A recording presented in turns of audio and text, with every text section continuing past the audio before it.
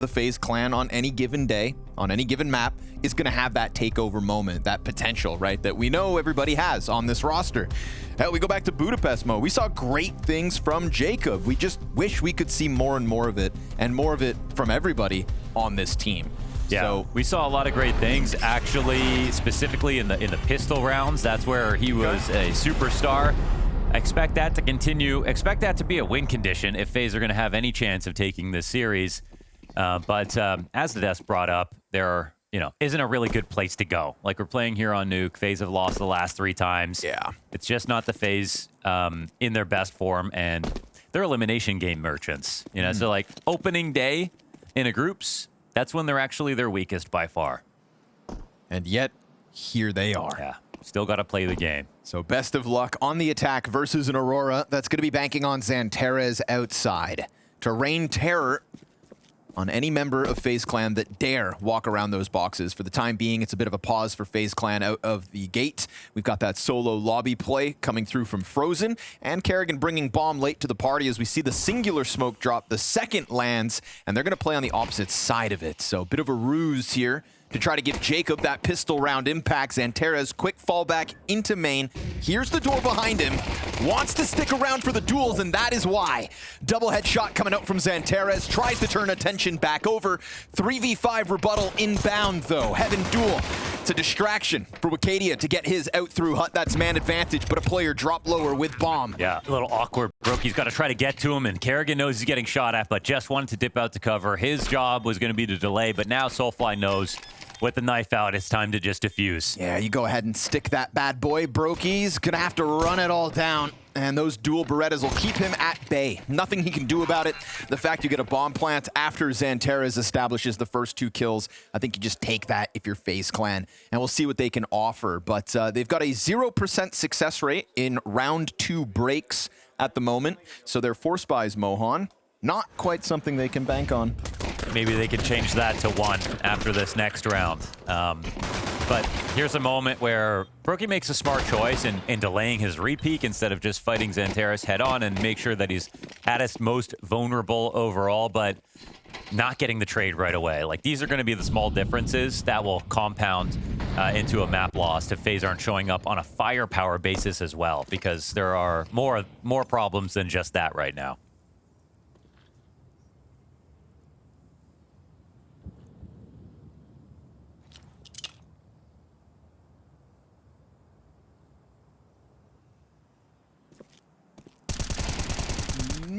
A little to be desired on that one from Wicadia, but hey, we'll forgive him because it's going to set up the secret peek in a moment.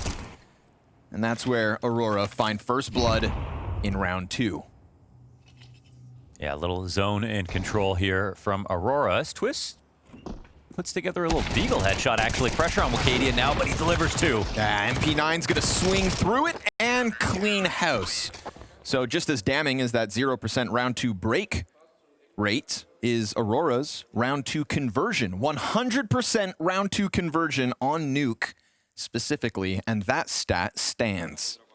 It's very cool to see Aurora get to the level of, making the grand finals again, of like playing well into playoffs, breaking through, because it was always the question of, do Aurora have the stamina to keep up with playing a lot of deep tournament runs in a row? And again, a lot of people like Joda. It didn't really feel like the most ceremonious exit for him when he got off the lineup, and it felt like it's only downhill from here. But Aurora do something pretty special, I think, with Soulfly, even though they don't do much in that final specifically. They're a team we respect, I think, for consistency at this level right now. Ooh, we're doing missed Molotovs here. Missing trades. It's not the prettiest kickoff, but it is going to be 3 players to contend with the ramp room. You've got Soulfly dead empty-handed.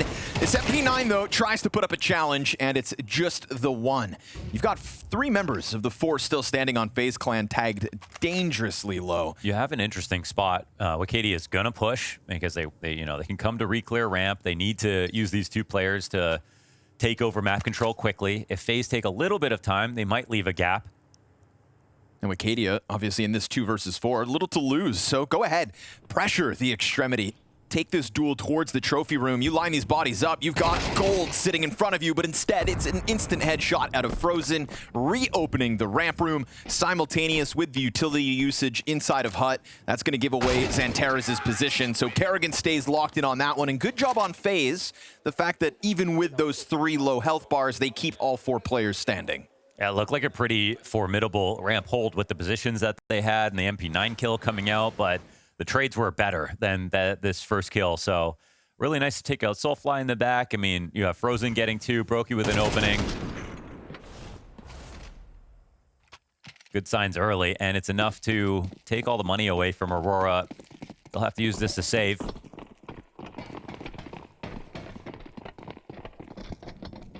Flash of smoke into 3-player ramp stack.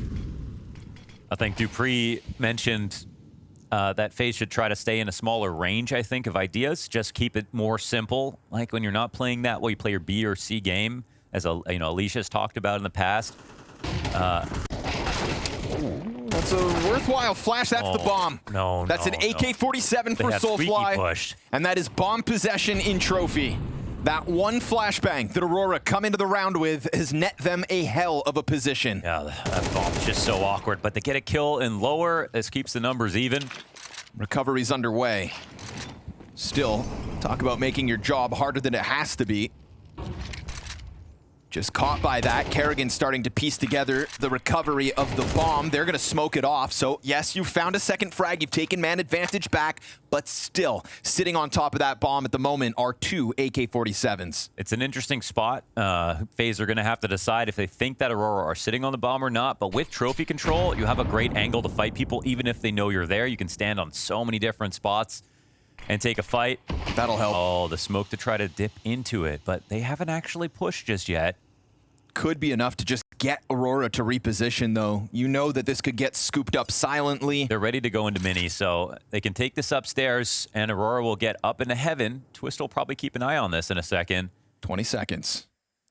Yeah, if they take too long, 1 kill, and it's a mess. It's a loud step and a stomp in the front of the site. Twists locks in behind the vent. Well, they're not even going to try it. All right. Oh, very gentlemanly ending to this round, considering it starts with the gloves off, flashbang into the trophy room. They're willing to cut their losses. 2 AK-47s, 2 deaths on the side of FaZe Clan. And that is something you're not going to get as much desperation out of Aurora. They're going to play with a bit more maturity. They're happy to take these because they know it just improves their odds. Next time, getting this many kills on a round like this, yes, they could have won the round. I don't think they're going to be tilted by the thought that they lost. It was actually really well handled from FaZe, which is nice to see. And I think, you know, even on FaZe's worst days, I mean, when the pressure's on, it's the mid to late rounds, I think that are going to be what make them stand out against teams that aren't as coordinated or as comfortable. So, disaster averted here for FaZe Clan.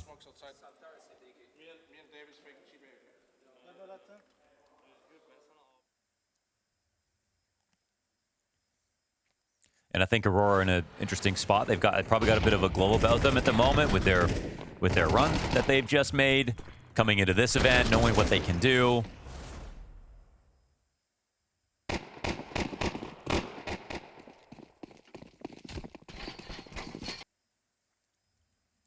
The guns are out, and with the AK saves, that's pretty massive for the money. Done the math right.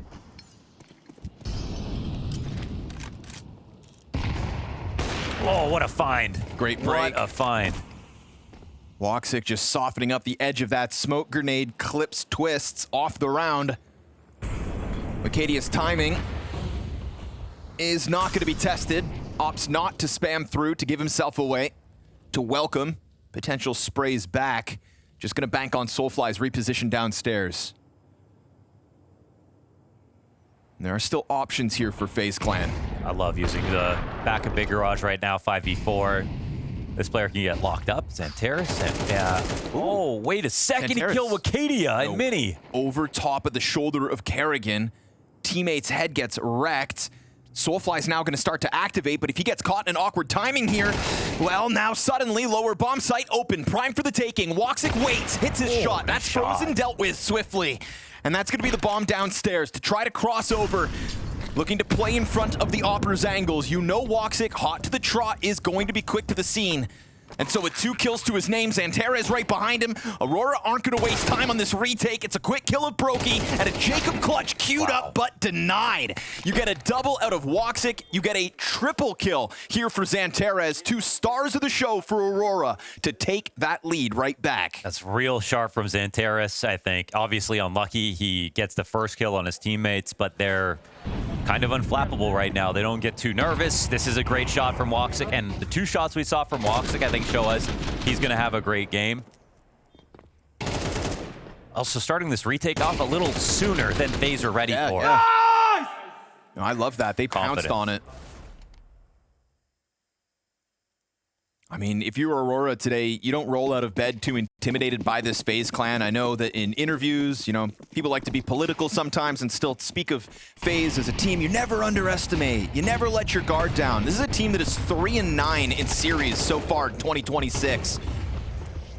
Major, here he is, ready for the sight hit, keeping his head down long enough to get 1 kill at least. Xantera's, it's a 1 and done as well. Yet another moment where we go down to the 2v2. Yet another moment for Woxic to be key. And as that smoke lands... They're scared, though. I mean, they're thinking about Heaven, but they're also worried about someone coming into Mini.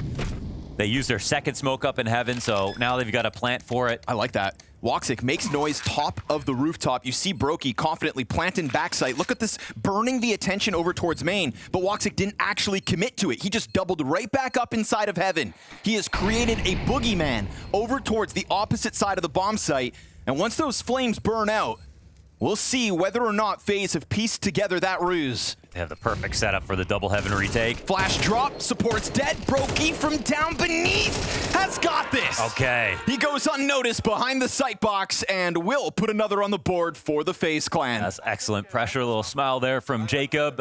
FaZe pick up another solid round, honestly. Tough trades. Aurora kept doubling down on trying to retake early, pushing through Mini with a flash, coming up from Heaven, taking a peek. Madra gets a great first kill, but it never gets out of hand.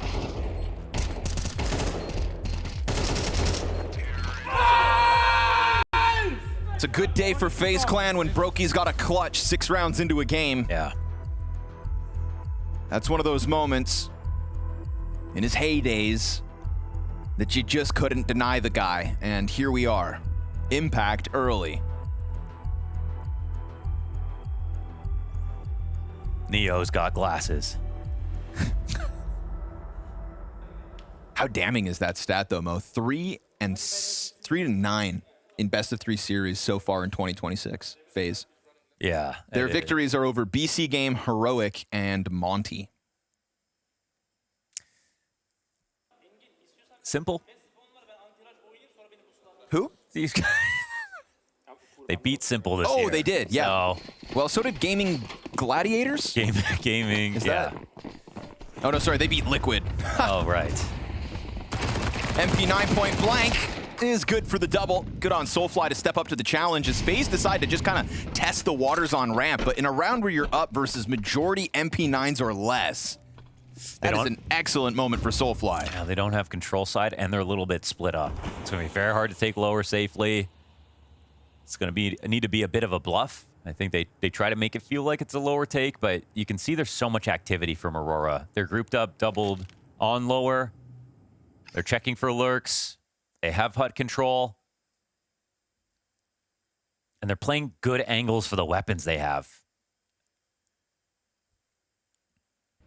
So this part of the split looks excellent, but yeah, they're watching both sides of it. Oh, Woxic, that's a missed opportunity, although a very slim one.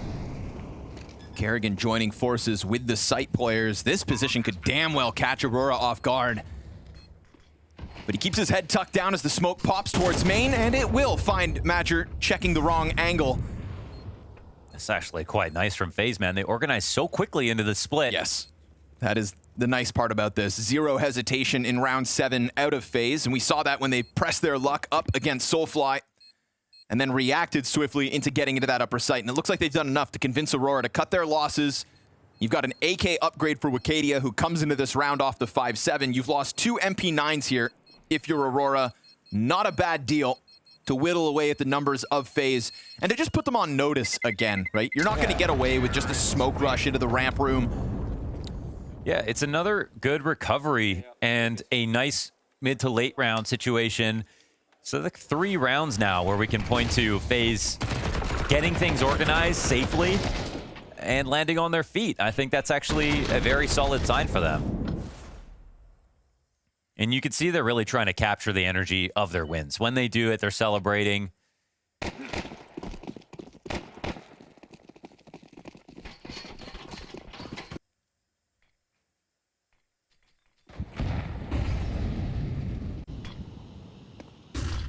Those limitations once more for Aurora. But you've put that AK in Wicadia's hands, and he'll try to pick up the responsibility of outer from Xanterez. We get this aggressive line posted up by Woxic. He's not going to find anybody. We've already got majority of FaZe Clan crossing over through the outer smokes. You got to appreciate the pressure Aurora are putting on, and they're still poking around and trying to puff their chest up and make it seem like they've got more than they have. But FaZe are in the positions that they're looking for all the same. They've got a nice lead with Kerrigan working towards this wrap. And with Madra going down, that can help him speed up.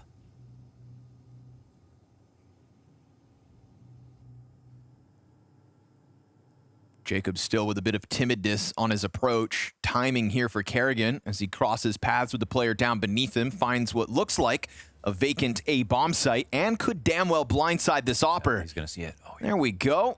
Sitting duck inside of hut. Groin shot. Bonus points. Main play comes through. Deagle spam whiffs. And that is going to be Kerrigan standing tall. 2 kills deep. He has opened up the round for FaZe. That was like the iShow's speed clip where he just looks up with his eyes closed. Thought, Yeah. It's all good. No problem. So while it's cool that Aurora can like find these moments where it's like, okay, they have a chance to actually stop something, it's actually FaZe are just constantly putting up the rounds anyways. And here is like the best of the bunch. No losses. I mean, we've got FaZe Clan on a 5-round T side. Yeah. And it's Aurora who have a pistol round in this game.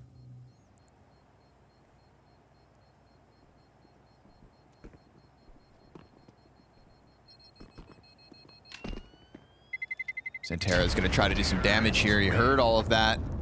Last second swing wide. And a humble guy just wants the one. Walks away.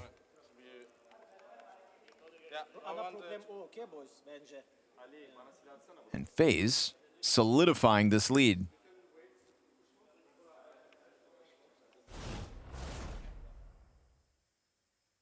It's been a couple weird ones though for Aurora. We know the money wasn't quite there for them. This round a bit different. We've got Colts back across the board. Love that. Colts.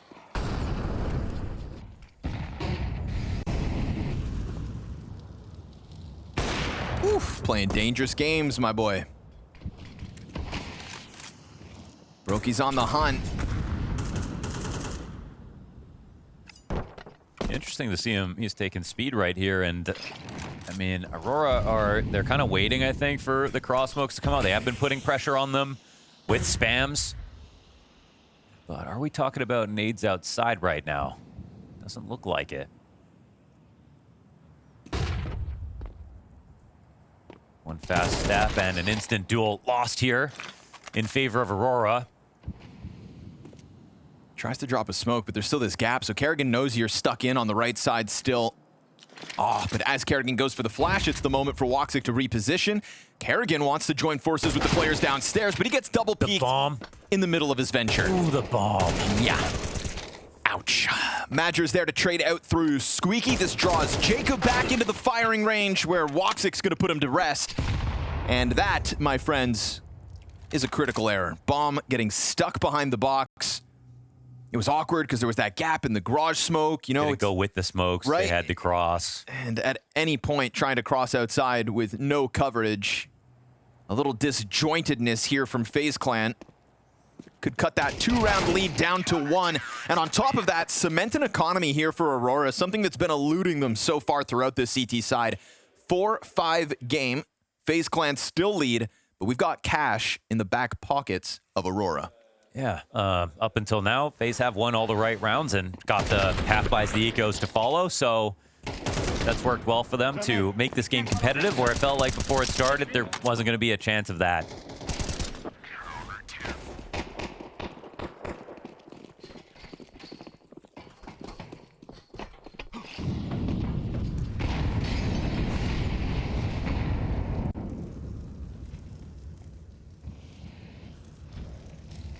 It's a quick lobby group, but Squeaky smoked. We've seen missed Molotovs come through from the rooftops already out of FaZe Clan. Don't let that happen again. We'll be watching. Especially now, because it would reposition Madger. Wicadia also susceptible to the flames. It's like Snoop Dogg's living room out there. Not a player in sight, though. Another miss molly. Twist. We'll see if it matters. How about that? Madger's able to hold his position. Costs him his life as Wicadia's got to turn attention back around. Oh. Okay, Jacob. Beautiful couple of headshots on his entry sequence. Soulfly trying to test the back end of FaZe's hold.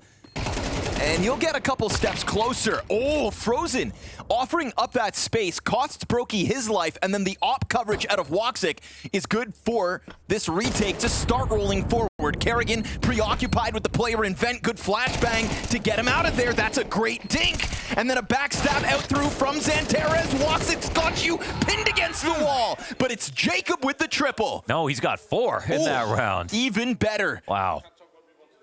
That's such a solid performance here for Jacob. The double entry, the closing kill, and a clutch. And yeah, who needs mollies, I guess? They know that one missed before they walked out of there, but they covered themselves with their own flashes. And now maybe, you know, you've got a quizzical Aurora, a little bit more frustration.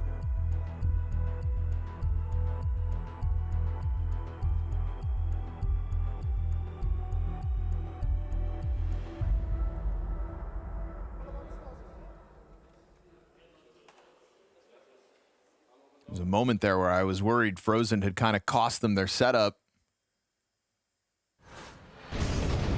It's that second layer of the ramp retake, but here's that double entry sequence. Good on Jacob to go for the hunt. No chance. You know, top hut Molotov, you know odds are you've forced someone's reposition. He locks in onto it, comes back around with another headshot, and makes those kills look all too easy. Wicadia not having it. FaZe Clan wasting no time. He just stayed there. Oh, he just stayed. Soulfly with the triple. Bullets dwindling in that M4. He's got himself a fresh mag now. 3 health still to work with. And coverage from Single. Well, that's a special moment from Soulfly. He should have just won the round. Nasty sequence on the ramp hold. Xanterez here to make sure it's not in vain. Ice cold triple kill as what looked like an electric tempo out of FaZe Clan was meant to catch him off guard, but he drew that line in the sand. Yeah, it hit in the head through the box. You think he would run on 3 HP and instead sticks around. Don't even see Twist on his screen. He's just cannon fodder. This is a moment for Soulfly and a round for Aurora. I really respect that he got frazzled off the box by the pacing of FaZe and still decided to hold that ground. He was right about the next chess move, that he was going to get chased down, and he was a dead man if he just tried to get away. Right, and catching the first player with not even a gun in hand really goes to say they didn't expect him to stick around either.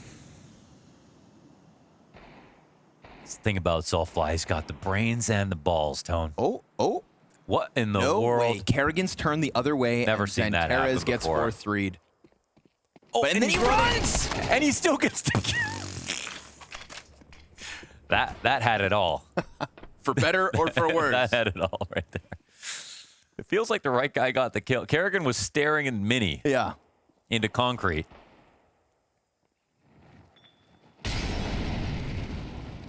Oh, this very limited pack of FaZe Clan players. All that remains on this T side. 6-round T side, excellent outing, considering you didn't even win the pistol. And Woxic's gonna make sure that stays at 6. Tied half out of Aurora as they recover in the tail end of this CT side.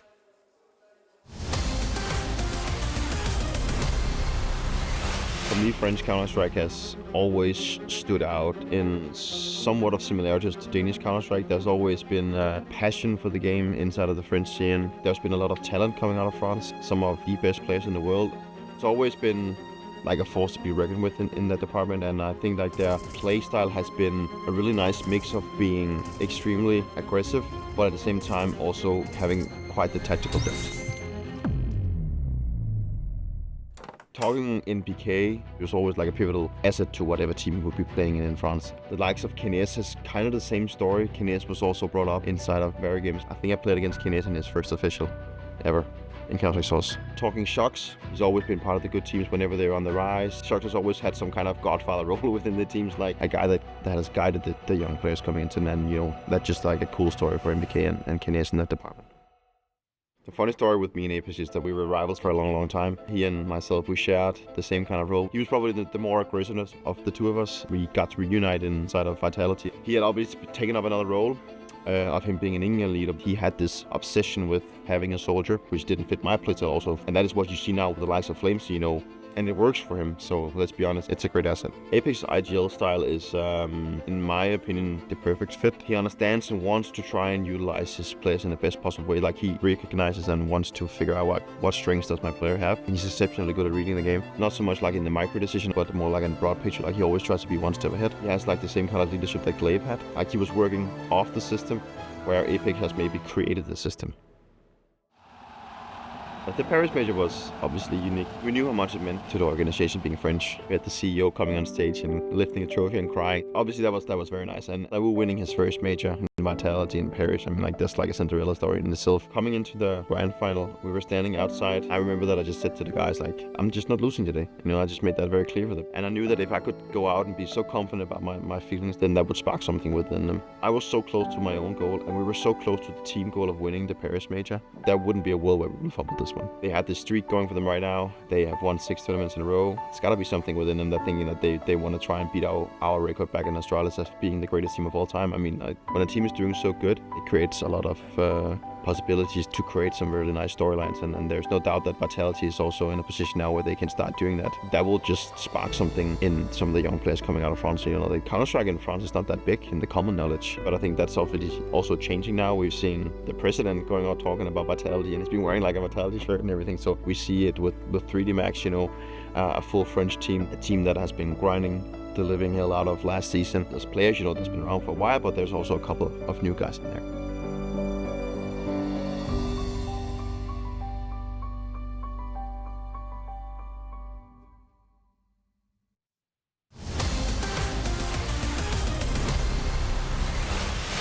It's a deadly duo in Xantares and Woxic that ultimately take over that later portion of the half. 14 kills for Xantares, Mohan, 12 frags on Woxic's scoreboard.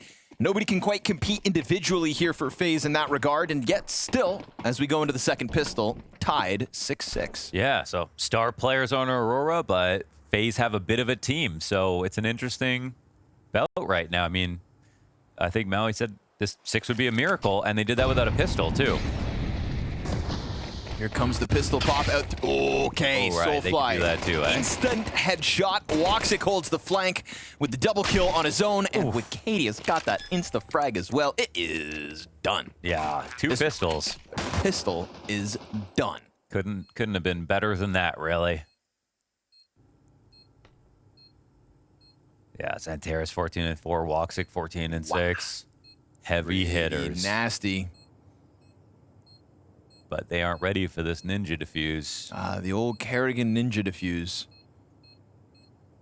I'm watching those fallen POVs. The old 10-second no smoke. Not today, my friends. Not today. Another pistol round goes the way of Aurora. And again, 100% conversion on Nuke second rounds. So statistically, looking like an 8-6 start to this T side, but we'll see. Yeah, they have to beat all the odds, all the narratives right now. Everything's stacked against you, FaZe Clan.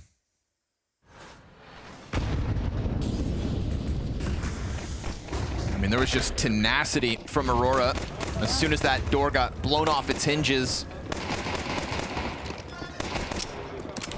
Woxic, nice camera angle there. One of our rare left-handed mouse players. Representing, for those of us, touched by the devil. You know what I learned the other day? I was over at the Ace Zone HQ. Yep. Yimpat plays with inverted sound. You're kidding. Sleep on that. I mean, can we beat that out of him? Or It was probably beat into him. yeah. I'm gonna guess. I don't know how that happened. Well. Little Finnish freak. Love him, but Yep. gotta call a spade a spade. He makes it look good. I won't lie. There's no resistance here out of FaZe Clan. Woxic gonna make sure that the first peek is punished. And then you got Kerrigan trying to get frisky. Xantera's gonna climb up. How is Xantera's gonna... Yeah. Oh, and he got the headshot as well. Just didn't pull that crosshair down. They've been trying to tell me the MP7's nasty. And yet... Might have been a user error right there. Xanteras lives on.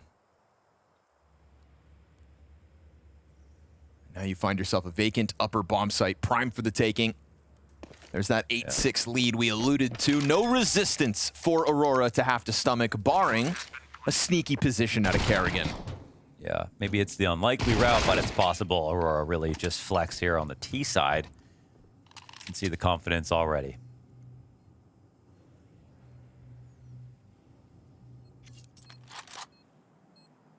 Tough go of it individually for multiple FaZe Clan pieces at the moment.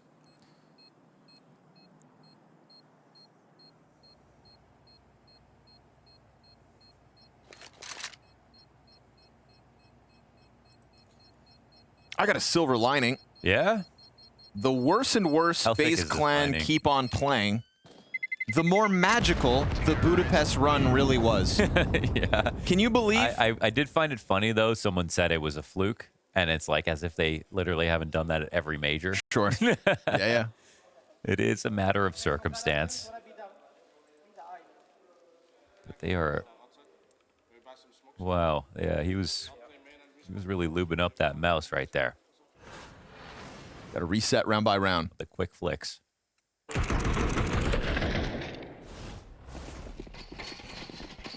Crouching there is a little unfair, but you got to do what you got to do, Xanteras. I get it. Yeah, it's like, when does he ever just go into a peak like that? Kerrigan does have Quick ideas an MP9. again. Right into. They're not going to waste time here. And that's what I was kind of alluding to when I said that, like, Aurora are not afraid of FaZe Clan as they roll out of bed today. Yeah. This isn't a FaZe that's supposed to... If you're going up against a FaZe Clan in a quarterfinal of Budapest, you're the home crowd favorite, like Torzi, and the crowd's cheering against you. That's the FaZe you've got to be worried about. Right. This one? Yeah, not to be yet. rude. I'm not trying to be rude. Just... I think Aurora, I mean, we talk about Na'Vi feeling the high of Pro League. Why wouldn't Aurora, even despite the grand final loss... Here's an interesting spot. I mean, you've got Aurora really looking around. They don't know what the stack is at the moment. They know they don't have ramp. They could try to take this back upstairs if they want to, but that's where FaZe are going to be going in a second.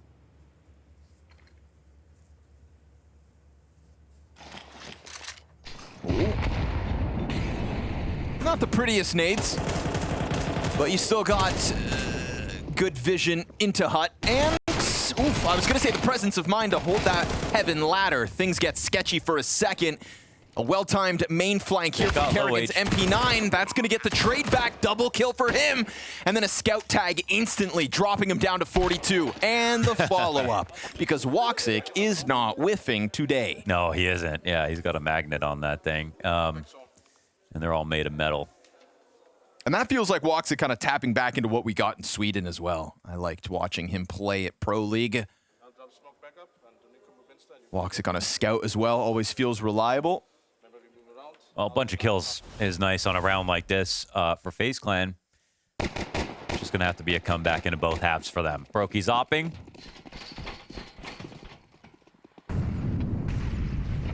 Might not see that too often in this game if it gets out of hand this early into the second half. But this will be a golden chance for him to get back into this game.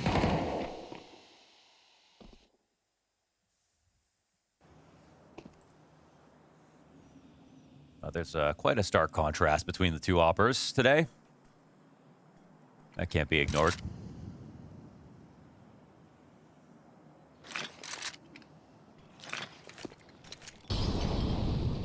We're clearly seeing a lot of ideas out of spawn here for Aurora. Just, that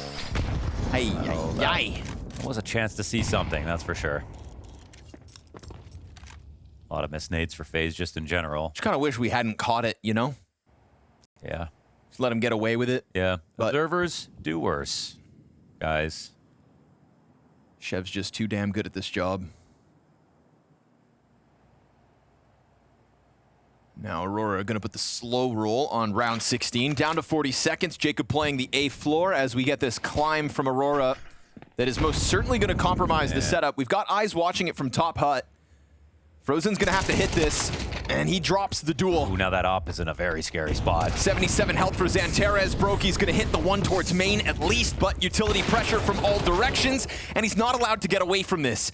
Kerrigan and Twist over towards the vent side decide to split this up at 15 seconds. Yeah, there is time trouble now. Madger trying to cross with the bomb. Oh, no kill. It's dropped, and so that's got to be recovered. There is still time to win this. Xanterez has got to go plant. He catches the vent play. He knows this player's inside of the hut, but there's nothing he can do about it. So forced error here to try to chase down the first player.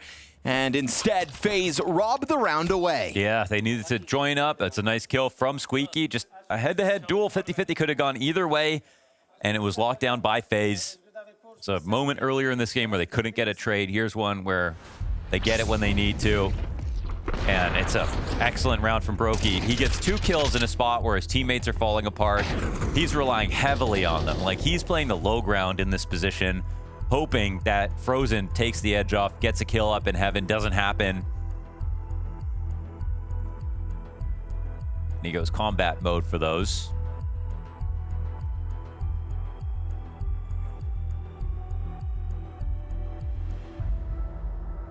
It's always a nervous day for FaZe Clan fans, though, when Kerrigan's kind of the guy that's pulling off those X-Factor moments. You get it every once in a while, and this round is an instance of it. Drops the bomb, draws Xanterez into an awkward clutch attempt. Yeah, I mean, he's really creating chances for his soldiers to get caught up. Absolutely. The only player with a positive KD on FaZe at the moment. So the 5 versus 4 advantage there momentarily for Aurora when Frozen misses his chance at first blood. And you see how expensive this is for both teams. So much on the line in this round.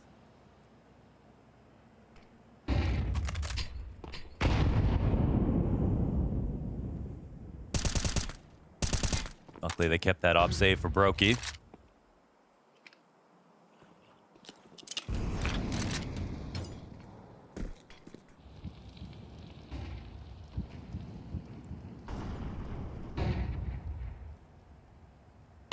Frozen looking for another duel, but down at Soulfly's go, and that is with the Galil over the M4. And he was kind of just tapping with it, too. Frozen gets put on ice in back-to-back opening duels. Wicadia floating around the rooftop could catch somebody trying to peek this push. Kerrigan's gotten by Wicadia for the moment. Kerrigan's going to miss the timing, though. Like, they're ready to take upper, and now Wicadia's just on protocols to watch for lobby lurks. They can come by, take the upper site. Jacob knows he has his work cut out for him. Kerrigan's got to slow burn this flank, but he's still trying to get in behind Woxic's op. That was a nice escape. Xanterez has managed to get his position up in heaven as well. That could cut off the ramp rotate that eventually comes to the heaven retake. And there goes Kerrigan. Flank all day long, but by the time he gets to the bomb site, we've got Aurora locked into the post-plant positions. Xanterez trying to find anybody looking for exits. That Brokey op would be valuable to drop, but it's already managed to get back towards ramp. So we've got majority alive for the moment on FaZe, with Aurora queuing up their 10th round win. Sometimes the 5v4 advantage is because of what you do later on, but I think in this instance, it's just like getting that raw duel with a Galil in that spot was just so huge for the program. They had that upper attack already in the back of their heads, so they just were able to move into that very smoothly. Then there's just simply not enough players to defend. It's already a low buy for both teams. So a critical moment here where both teams spend down to $0. FaZe take the save up, they lose it. I think, actually, did they save it just now? Off Brokey? Yeah, he was able to okay. hang on. So at the very minimum, they've kept something into this next round. Final timeout here for FaZe. Hell, Twist's even got that upgrade Galil over the MP7. So find silver linings. But like, yeah, I mean, we don't often say superstars. I mean, we say it with Xantares and with Woxic, and their consistency is only getting better. But Soulfly, it's a great map for him. That's an excellent kill to show off exactly how much skill he has.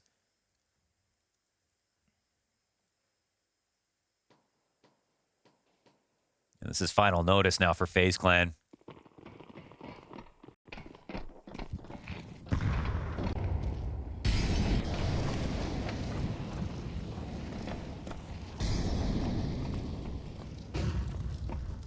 Soulfly looking for a faster tempo. Ooh, good duel by Jacob. Drops the bomb with the double FAMAS frag. Missed opportunity for Brokey to find one, but he will collect on the second attempt. And Jacob's got another multi-frag. And we go back to the first half. We can't help but think of Jacob's 4K when he double entry'd into that A site on the attack. You know, and of his 8 kills on that first half, 4 of them come through in that one critical round. Here's another moment where Jacob's going to post a multi-frag, goes from 11 to 14. That's huge, and doing it with a low gun as well, right? I mean, the FAMAS is on this attack. Now, stylistically, you could look at a round like this, and an upper pop might be unlikely because FaZe know that they have a lot of money to work with, but they also do run this risk that if it's an upper pop versus a team that doesn't have much to work with, you kind of highlight if one guy gets 2 and stops you, the whole round is lost. Whereas if you instead wanted to default and really draw out as much utility as possible, put pressure to get 1 kill and play it a little bit slower, Aurora, that's probably where their biggest advantage was.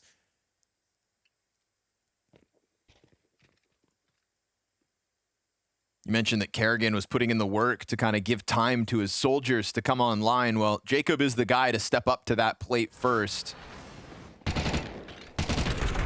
Just blindside Soulfly. They just come in so light here as well. I mean, it's just not a full exact. Yeah, true. Good point. Weren't acting like the team who had more to work with.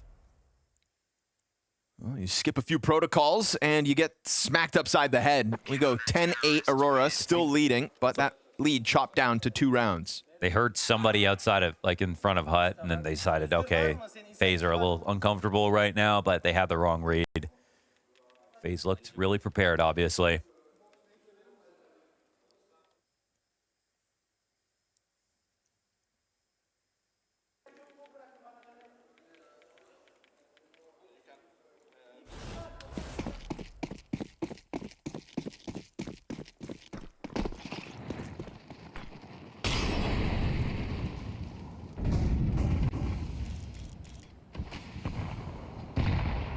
Wasting no time with this one. Aurora trying to, again, play with a bit of pace.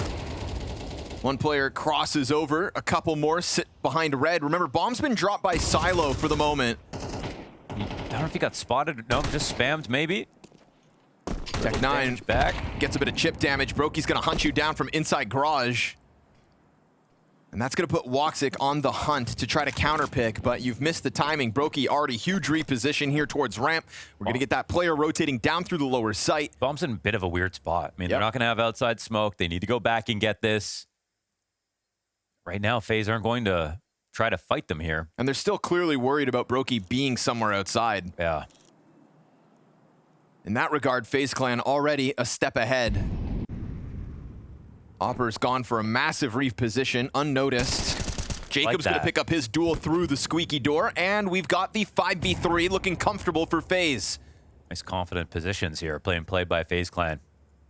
Attack comes through main, it's Twists at bat. Good headshot here for Xantares. So the X Factor is still alive on the Aurora side of things. Trying to displace another defender, but Jacob plays in the open ground. And as he does, he will line up another. It is Soulfly down for the count, bomb drop, and Xantares on for the clutch attempt. 20 seconds to the clock, 16 health to the board, and a slow burn reposition from Brokey that comes all the way from garage from his first kill out through the lobby squeaky side for number 2. We're getting a game that's really hard to sort of predict where it's supposed to go. I mean, this is actually a match where Aurora have won both pistols and converted both times, and yet still it's a one-round match. FaZe have made a comeback now inside of both of these halves. They continue to win some of the more important rounds. Like, there are specific ones where the money makes a big difference. That one looks like it'll just tie it up.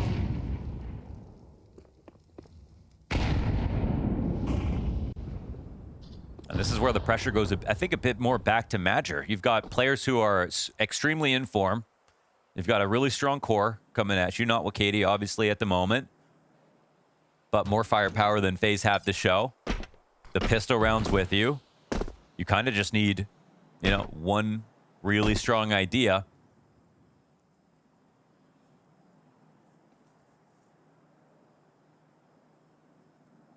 But FaZe individually, they're playing all these interesting spots. Top of Unbreakable here for Kerrigan, watching outside. It's understandable that Aurora get caught off by some of this. Trying to punish all the walk peaks. Brokey clips off Woxic.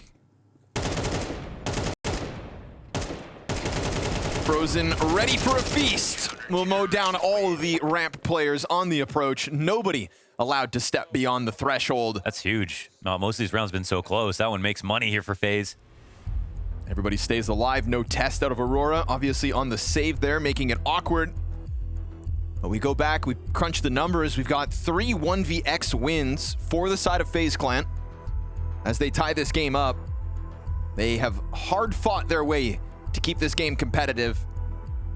That's no pistols, no force buy wins in the round 2 breaks. Yeah. And 3 clutches sprinkled in. Like, it paints this, you know, paints a picture of them hanging on by the skin of their teeth. Here we are, 10 rounds all. It's, yeah, they're kind of up against it all. It's actually, I mean, you look at the kills, you look at the starts to these halves. I mean, everything says that Aurora are kind of in control of this game, but that's actually just not the case.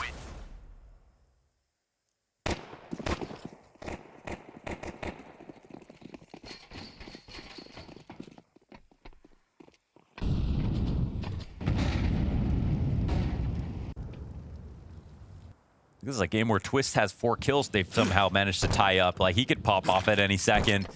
Aurora got to be very careful.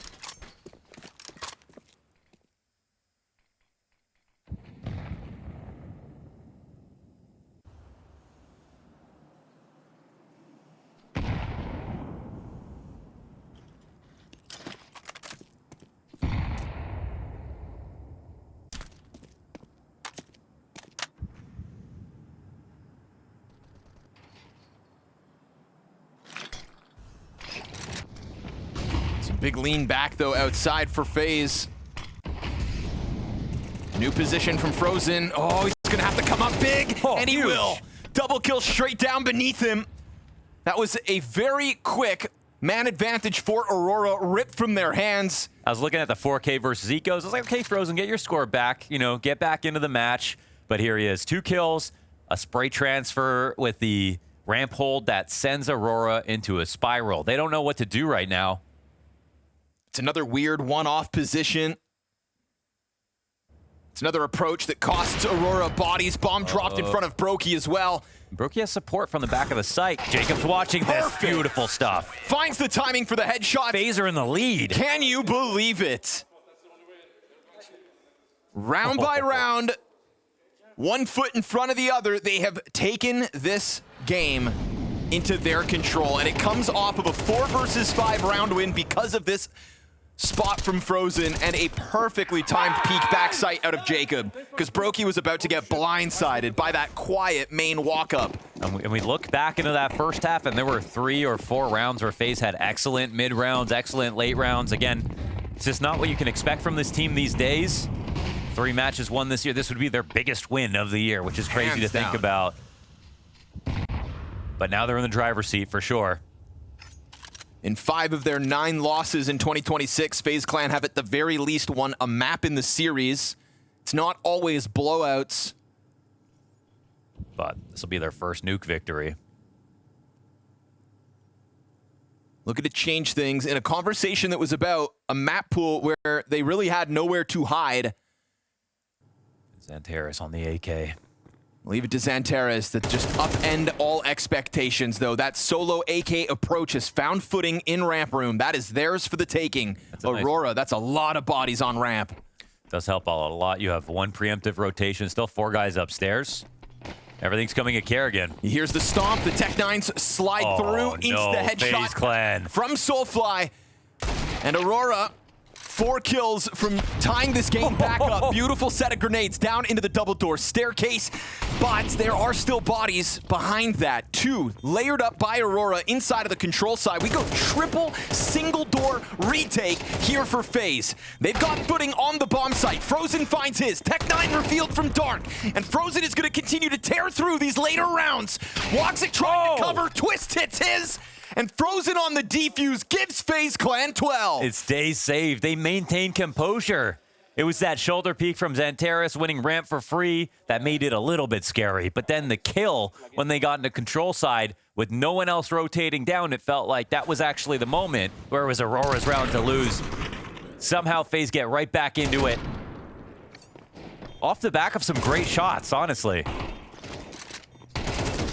Not just total outplays, just excellent reactions here from Frozen. And some great shots that we've been waiting to see, right? Jacob was the first to step up when Kerrigan was top fragging. Frozen now tying him at 18 kills apiece.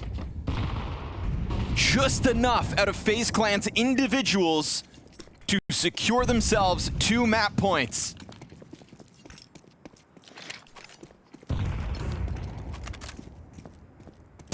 On a 5-round streak now, our FaZe Clan. This CT side's been rock solid.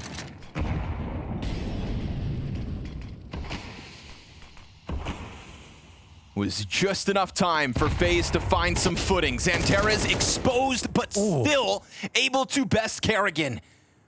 But a man disadvantage hasn't deterred FaZe Clan in the past. And so they will take this challenge into the trophy room where Soulfly sits and waits. Brokey finds his first.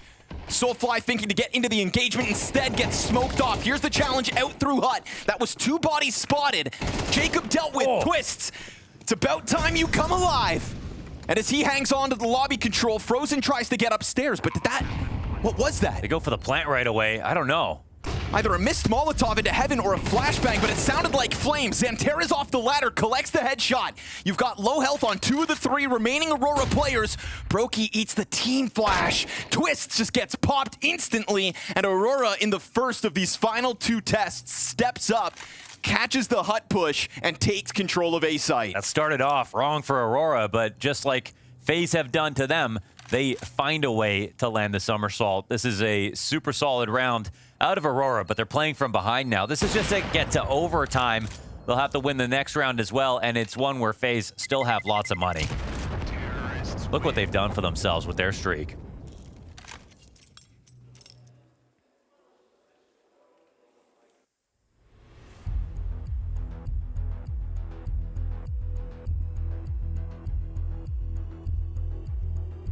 One more strong idea to go post-regulation, and we've got some deliberation there.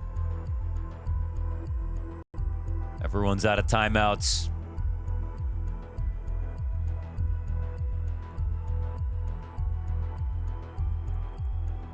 Aurora are 16-7 in opening kills this game. Really? Yeah. Xantares, Woxic, and Soulfly all have 5 successful opening duels. Major has 1. That's even more damning. What is happening? Yeah. Yeah, like this Both game pistols, should be 16 Aurora's. opening kills, Yeah, 3 dude. superstar top fragging performances. Yeah. Sprinkle in a Woxic clutch, Not sure what else. and you're still playing for OT. Crazy. FaZe Clan hanging on for dear life, but doing it in some oddly impressing way. That's what they do, is they cast miracles. Right? That's what, Yes, that's what they've done. It's what we felt like we were He's going to- losing, and yet far and few between.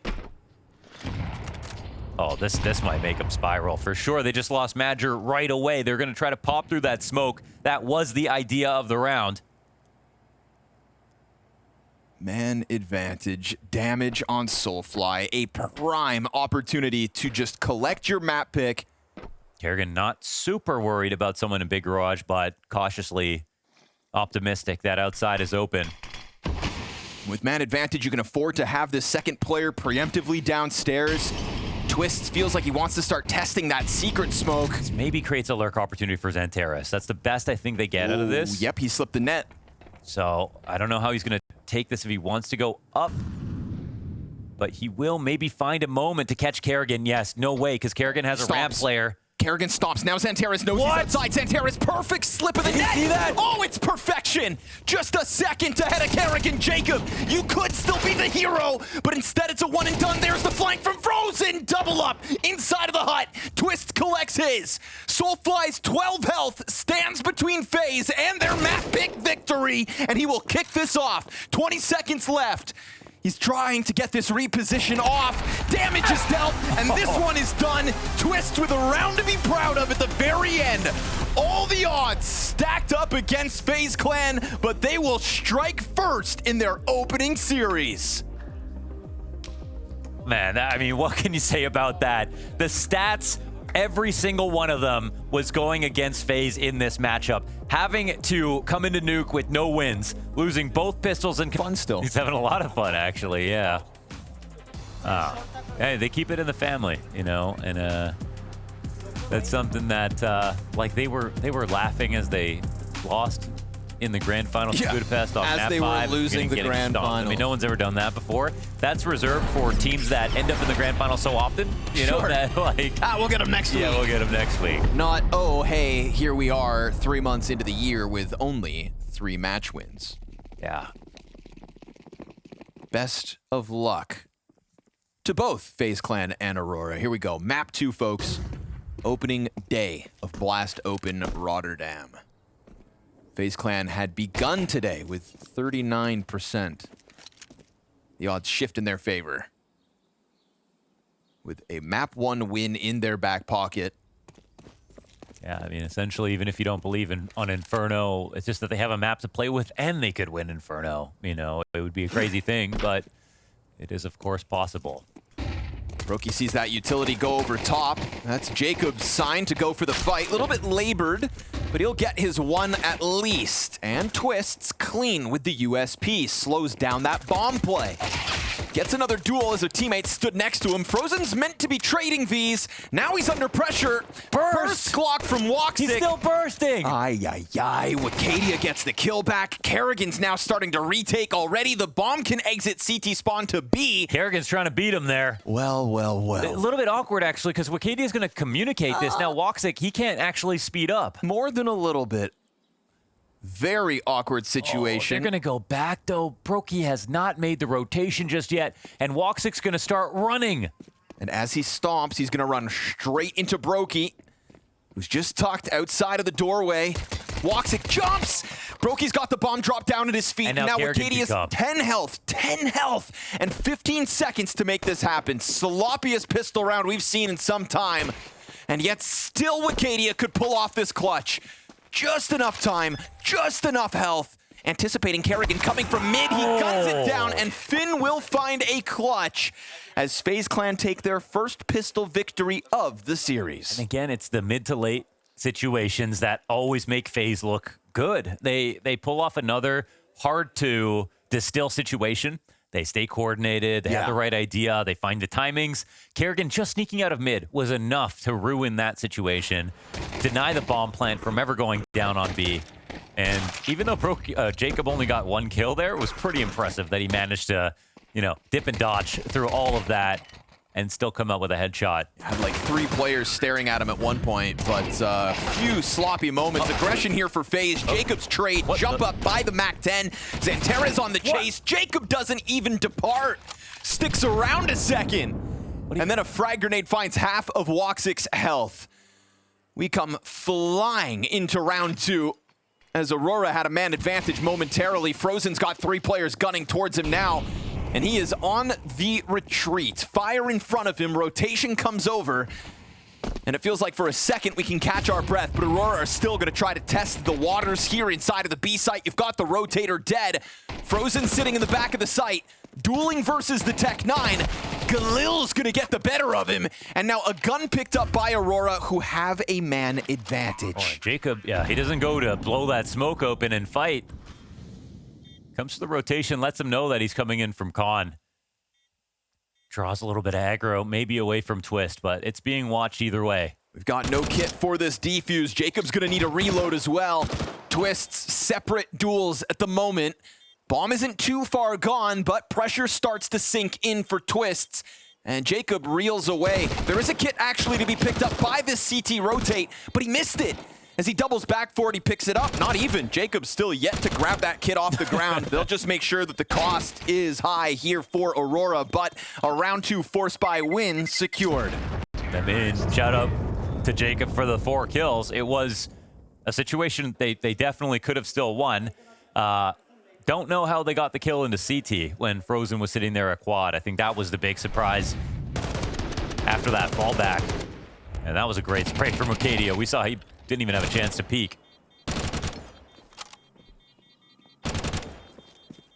Nice, man. That's cool. Nice. A win is a win, but with 5 deaths, it's not going to give them everything they want. You can hardly call a MAC-10 on a round like this a concession. Sometimes you'd even drop an AK if you're going to do something fast. Sure. To go for it. I mean, especially on Inferno, right? Yeah. Ooh, nice utility damage. Fire floods you back into the frag.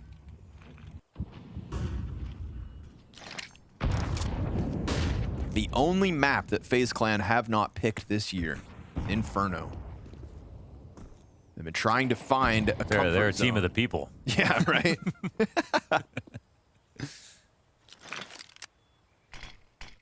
Oh.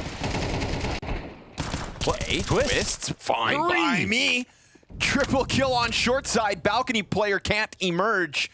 And Twist out of nowhere with the triple kill. Madger's answer back in the form of a single frag. MAC-10 goes down dusted with nothing. And that is Twists. There's a lot of twists. There's T's, S's, and Z's in there. You know what? That's the first time you've ever mispronounced his name in history. Yeah. So. Oh. Yay. It was one designed to bring the worst out of you, I think. Yes, it's got the S's and double Z, and it's perfectly timed. Mow down into middle.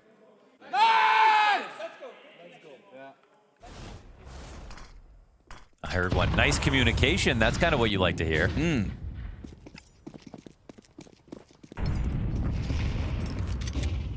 Yeah, I like that better than nice shot. In terms of how I'm gonna perceive how the team is feeling, like you hear something like that.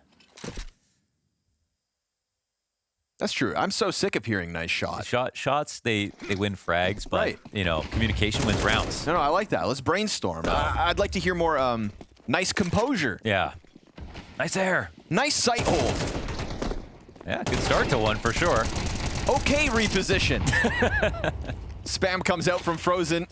Peels one off the play. Does stop this right. Oh, we got the smoke out. But just enough. Smoke saves the day. Any chance of a hold of this bomb site feels slim, but you've got this AK in hand.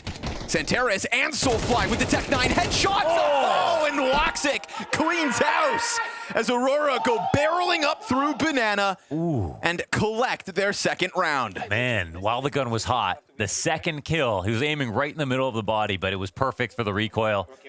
2 kills for Waxic. Great reposition. We go 4 rounds back and forth. And that's always going to be harder for the CT side. Rob that AK off of Kerrigan as well. Finds itself in Waxic's hands, and he puts it to work. But on top of that, the double Tech 9 peek into the CT cross. No chance to catch your breath. Not Kerrigan again. right back to it. Turns over towards the alt push. Soulfly can't hold him in it. And so Wicadia's pop up a bit too late. We go man advantage phase. It's a party every single round.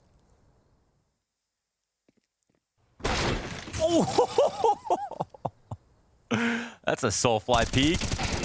And a dink on Brokey will die, right? Yeah, they chase him down. Wicadia doesn't let him reposition. Low health here for Santeres. Active move out of Jacob. It could be a good timing for the Halls. I mean, a lot of timing involved in this. Jacob does clear the right thing. Wicadia's still watching. Oh! Time And he to saw the perfection. other two. And Jacob's going to just peel that gun away from the mid play and hide inside of the bomb site. That is a bit of defense secured in 50 seconds for Aurora to still try to figure this one out. Double up inside of the site instead. Frozen not too concerned about this arch wrap, but with this much time, you've got to be worried about everything. Yeah, now they are playing spots where they can eventually just hold both lane and arch together. And they are watching it. Yeah, but Magic gets the first. He's not going to expect the second player. Good position here from Frozen, ready for the walkout. Oh, There's nice Xanteres. Quick headshot back. Halfway through the 1v2. Twist walking up on this. That's a really fresh smoke, though. Easy chance for Xanteres to reposition. Onto the graveyard stairs he'll go. Okay. Limited. Yeah, it's the one way you can play it now. And Twist, would he ever expect someone to even bother with it? Twist looking at the back site instead. Slow on the approach. He's jumping up. Oh, man, he's going to have to make noise. Doesn't have a kit either. Starts stopping. Oh, he misses! The Xanteres whiff! No! And a 10-second defuse to boot. No. Twist has started to find his mark in this series because as everybody else on that team within Nuke was able to come online, Twist still struggled. Not here on Inferno. Xanteres will not play that spot for another week, probably after that. And Xanteres loved playing graveyard steps in clutches. That's ridiculous. There's a lot There's of a lot of- ridiculousness Yeah. sprinkled into this round. Oh, no. Oh. Yeah. Yeah. Yeah. That's an oof. Ooh, that's hard. That's hard. It hurts. That's It tough. hurts to watch that for sure. There's some players you see that happen to and you go, that's a heartbreak, but it almost bounces off them better. Sure. You know, but for a guy like Xanteres who's so reliably good at aiming, Yeah, he might not smile for another 10 minutes. I mean, he doesn't experience, some guys experience that at least once a week. Yeah. Xanteres, Yeah, that was very relatable. not so much. Terminator needing a firmware update.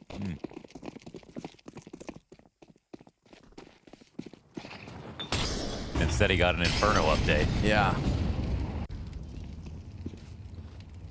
Rough.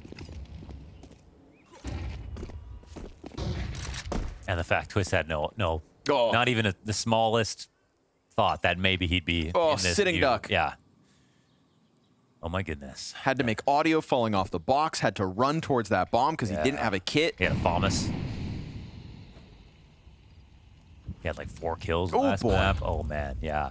I mean, there's compound interest here to be won if they also pick this up as well. Here we've got, Aurora with a couple scraps. They're down to, this would be 3 smokes overall. They're going for the A fake just to hold the attention of the 3 guys here. Probably not going to get some. Oh, you are going to get an over rotation, actually. They're falling forward entirely. Frozen's going into a retake spot. They've had great success when they get the B site open. Yeesh, nade's too late. Awkward one for Frozen. And Kerrigan Nice. just gets blindsided by the perfectly timed Wicadia challenge. Wicadia's going to find Frozen back turned. Okay, put a bow on this one. Man, shout out to Magic for that call. I didn't expect them to bite that hard on the fake, especially not actually seeing anybody over towards A, but they didn't have brackets, and yeah, I guess they felt a bit more insecure. Also, I mean, it's B that's been the bigger issue for them overall.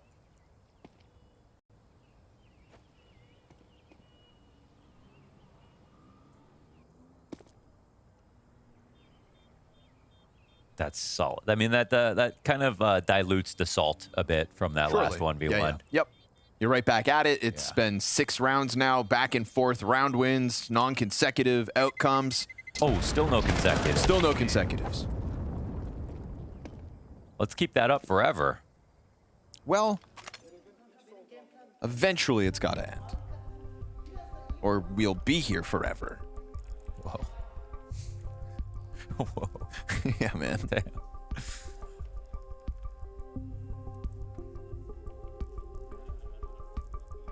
And I want to watch Ty Lue play. Oh, yeah. G's having an ice cream right now.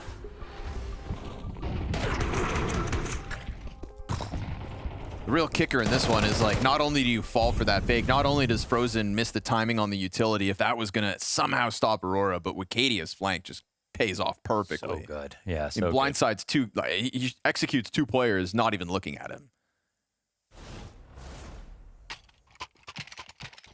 It's just a reward for his timings.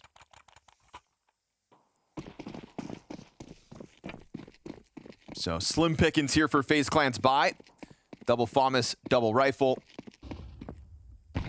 Very low utility barring Frozen. And we'll see what he can do as he's nearly left alone again out of the gate at B.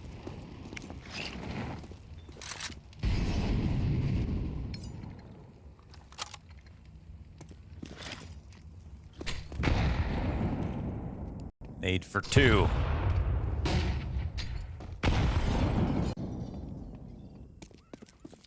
Giving up B these days is not the common way the top dogs are playing on Inferno, and Aurora have caused a lot of pain for FaZe Clan with their B takes so far this game.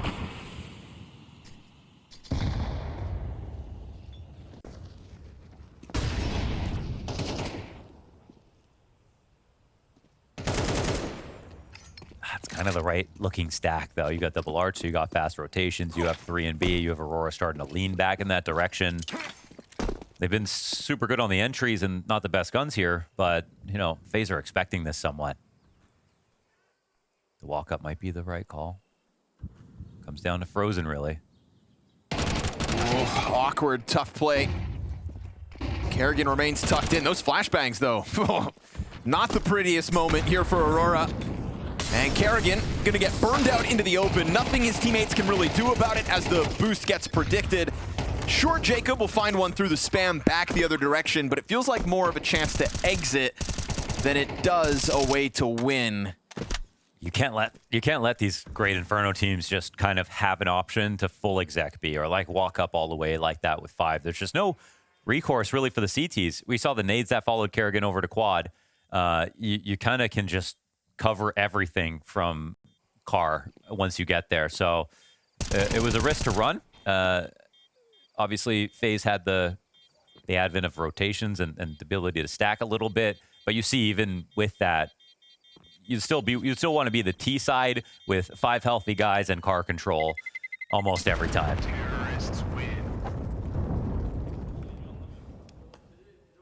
So the curse is broken. Round 6 and 7, one back-to-back to Aurora's favor.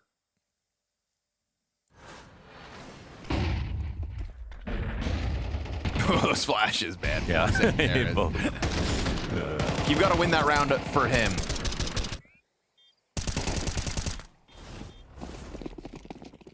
Jacob's kind of frying right now. Did they use the same picture for Jacob and Frozen? I can't tell from over here. Yeah, they definitely got the same mood. It's been a while since we've had twins in the Counter-Strike scene. And he's the guy on Game and Glad. Yeah, true.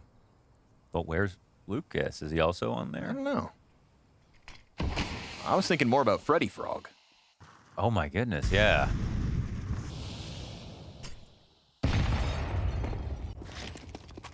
Adam B. and Adam sus. B. I was thinking that. Yeah. All right.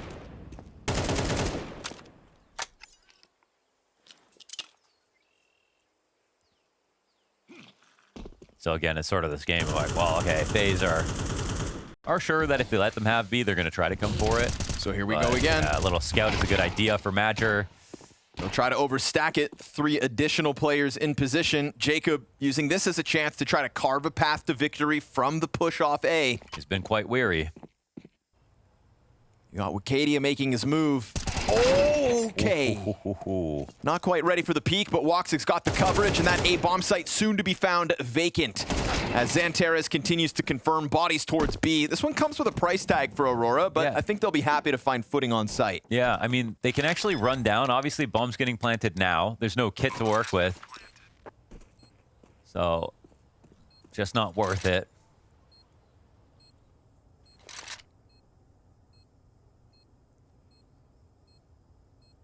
Aurora obviously have Nuke fresh on their mind. I don't think they're going to be super happy with any kind of lead because I kind of just think I feel like the only way they're going to feel any amount satisfied is if they just crush on Inferno. Sure. Even if it doesn't win them the series.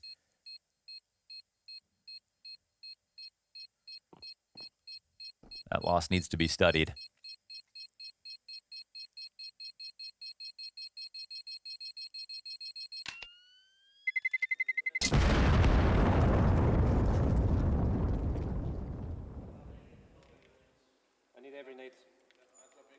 I need every nade. Anything you've got. I need every single nade. It's mine. I don't know if I've ever heard that before. I need nade. every nade.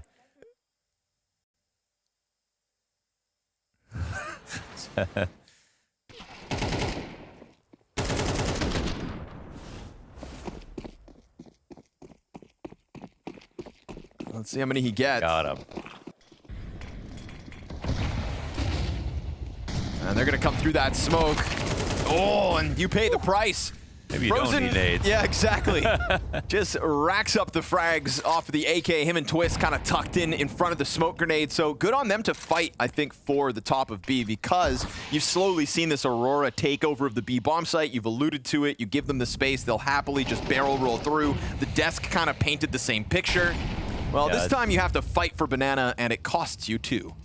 It's like you got that leaky ship, and you just keep taking a bucket to dump the water out if you keep stacking, but it doesn't really solve the problem. So it's a nice change of pace here. Someone's been playing Sea of Thieves. This boat afloat. The B site still. But only momentarily. Xantera is going to make sure he takes one down without damage back the other way. Twist is low as well, tucked in, and we've had a lot of bodies tucked into these positions, but he goes unchecked. And so Soulfly's having to turn back around to deal with that one. Good kill into the church as well. A multi-frag moment here for Soulfly, 2v2, and a bomb plant exposed to Brokey. Made easy. That could have been planted default with the smoke up, but they were worried about everything, I guess. Soulfly on 10 HP has 3 kills. Comes through with the instant headshot. 5 bullets left in the magazine.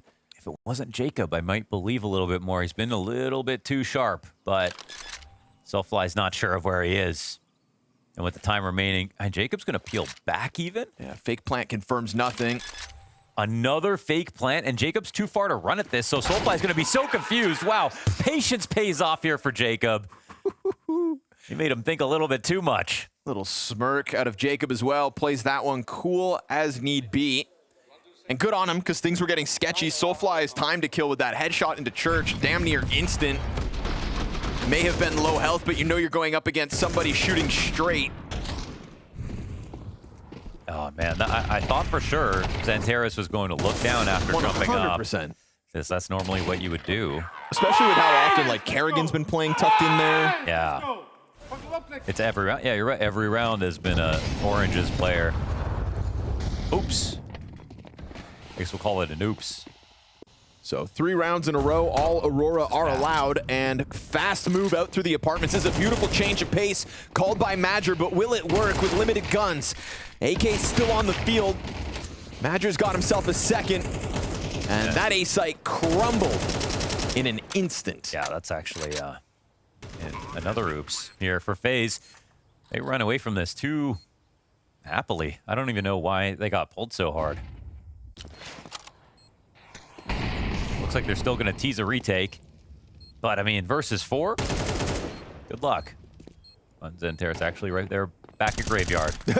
Yeah, we said we wouldn't see him there for a while, but he's trying to cover up his misdeeds.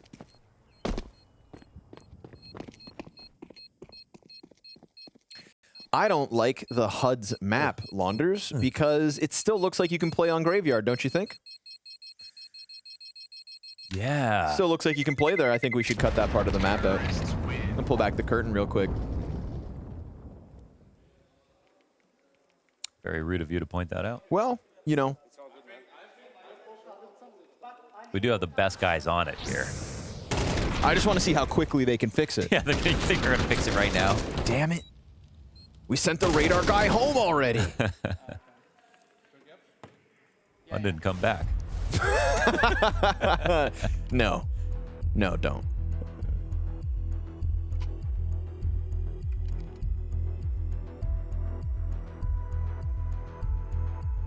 I like that Aurora show us a different color in that round. Quick move into the A-bomb site, throw the one player with a limited gun out first, and trade your way into an easy 6-4 lead.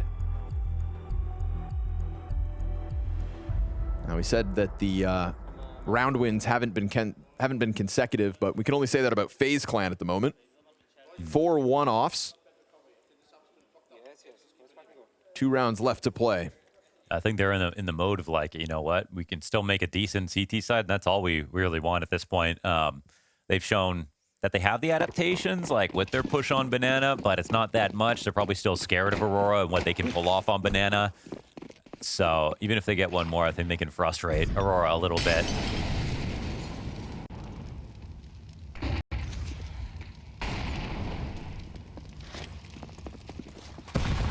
And he doesn't do much. And it looks like FaZe are a little ahead on the nade game right now.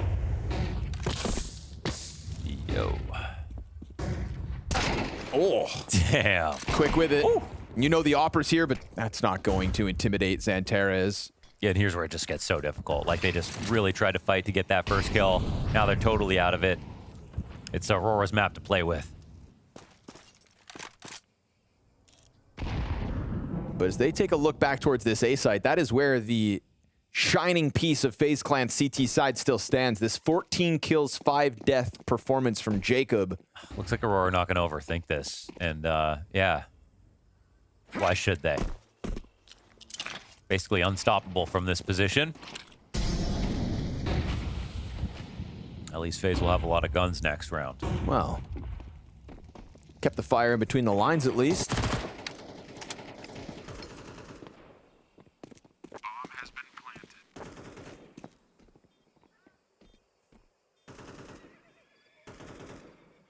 Gets by. This could be kind of painful, actually. Oh, nice adjustment here for Brokey.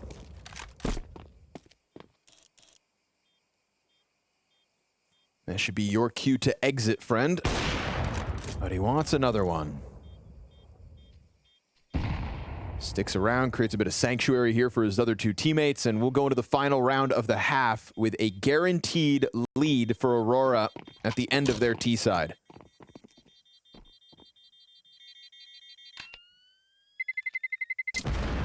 Unfortunately here for FaZe Clan, it's high praise for Jacob, and that's about it. Yeah. We return back to Nuke. It was Kerrigan who kind of kept the boat afloat long enough for Jacob to have his moments, for Frozen to catch up, and eventually as well for Brokey to add himself into that. Even Twist at that final round. Fair. Yeah, fought all that time. I don't know if we're going to get that kind of a situation here on Inferno. Feels like FaZe Clan are just trying to play catch up for a team that have been very confident in their takes, even with that back and forth affair for the first 6 rounds.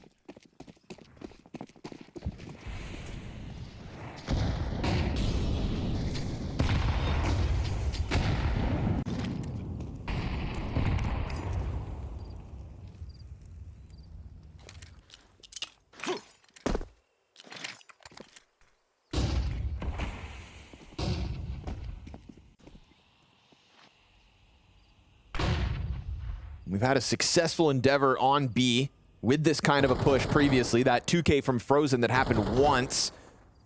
Barring that, trying to take over control of Car has also cost them rounds since. So another moment where Aurora just show a strong adaptation. Have not looked uncomfortable so far this map. Shouldn't either on Inferno. But they forego any kind of control towards that B bomb site. They want to take a look towards brackets. And Brokey also wants a look at it, but the smoke grenade stays up. Uncertain as to what's on the other side. Flashes start to trickle towards him, and Brokey's going to be given a test here on Arch side in a moment. Misses his first chance to strike one down. Threat looming ever closer to this triple stacked A bomb site for FaZe Clan. And you better hope that this Colonel defense can stand to the test, but Soulfly's come through with an additional kill. Woo! Oh, Jacob again is just tearing through them. A damn near quad kill, if not for Kerrigan, finding one in the middle, and he'll still find that 4. fourth silver lining for FaZe is Jacobs online.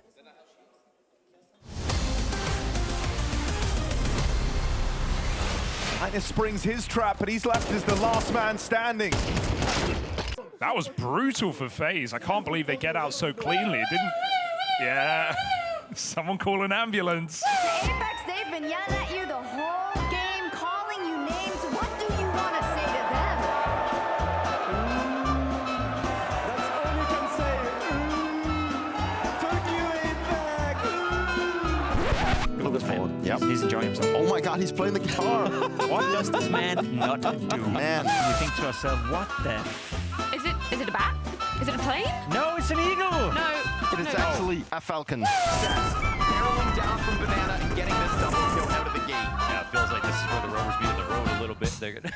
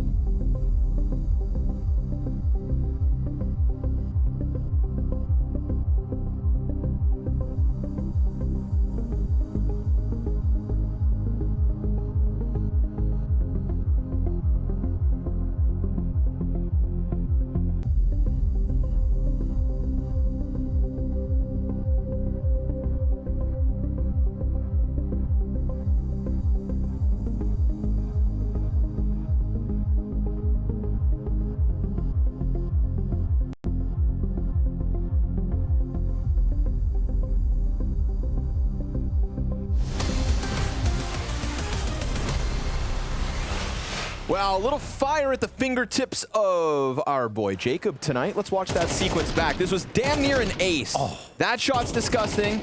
That kill was Kerrigan's, and he still whips it back. Yeah. And one more for the road, shall we? Ba-da-boom! Jacob, 4 kills in the final round of the half. Unfortunately, even with such a beautiful sequence, even with, I'm looking at the scoreboard, an 18-5 half, FaZe Clan still trail 5 rounds to 7. You know what? Not too bad, actually, I'd say. Yes, it is. Yeah, you know, it's a shame when it's like that many kills. But for FaZe on this map, to even turn one individual performance into 5 rounds, I think is overall really solid. Twish. Okay. Twish. Okay. Okay. This Funny is your guys. stat, Connor. Lowest rated T-side player on Inferno this year. Oh my God. Why are we pulling those stats out? Because it's relevant to this next half. Twists, best of luck. Damn. Well, if they got Jacob playing like him anyway, so you can do more of those highlights. They've got it covered. Big if, however.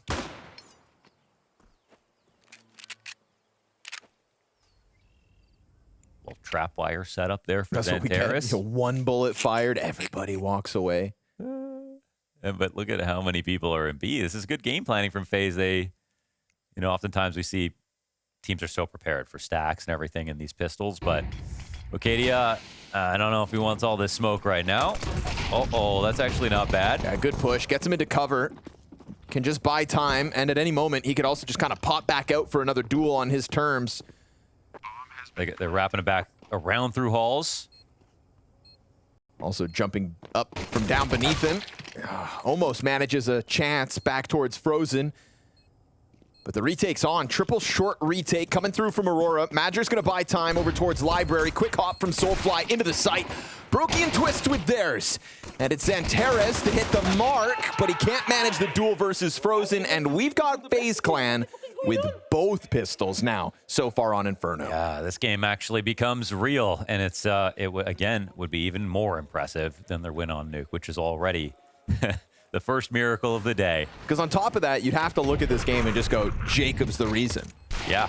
You know, we had runway for the other individuals of FaZe to come alive back on Nuke, and we had that strong core by the end of the first map in the series. This is, so far still, nothing but Jacob for FaZe Clan as they trail by 1. You know, we've heard about Scrim Jacob, and we've seen some of the potential in some big matches, but he is the one holding the potential for this team. He's not a journeyman on this roster. He's an upcomer. One of the best teams to just have MP9 rounds, I'll tell you that much. This won't be free for FaZe. Especially this well-positioned triple arch setup. Cubby player's gonna go unnoticed. Woxic, how much does he want? Okay. Brokey thought about it for a second, but a second too late. MP9 from down beneath the van gets blasted out by Jacob, who then dies right after. And we've got a 2 versus 2. Kerrigan can just plant. Got hit by the nade. Flushes him deep into the bomb site. He's trying to play the pillar. Wicadia's got him, and that crossover is enough. Aurora's force buy off of the triple arch setup pays off. Ooh, I feel like Kerrigan, you know, he's got a teammate coming up lane. Goes crazy. Yeah, runs into the site, but could have planted default with cover coming up right behind him in case they wanted to push, or faked it and gone for a double peek. And it got real messy. Arch setup's perfect, obviously. A third MP9's the last thing that they expected. And Woxic was looking to milk it if someone walked out of halls and wasn't going to be looking in his direction, but wasn't the case. So, yeah, Aurora showing off with these MP9s, making it look like a full buy. That's now 2 halves where FaZe pick up the pistol, only for Aurora's force buy to win back. Paints a bleak picture with this CT side ahead.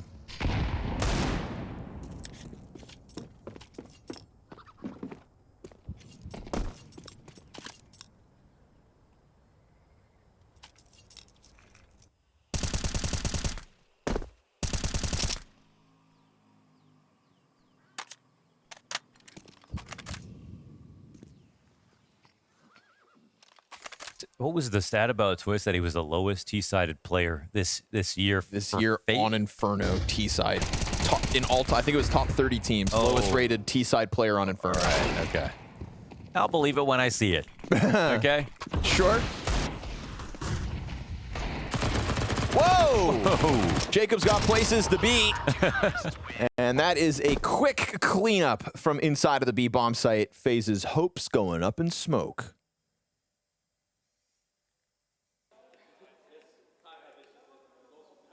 Again, I actually feel like T-side could be better for them than CT side. Well, we saw that they didn't really have all the tools on CT side, all the ideas. But with stats like that, you wonder. Live trade the game on polymarket.com, our official prediction market of BLAST Premier. And with those Glocks sat outside of the apartments, it's a dire place to be if you're FaZe Clan. Again, map in your back pocket. But just the wind out of the sails after losing to another force buy.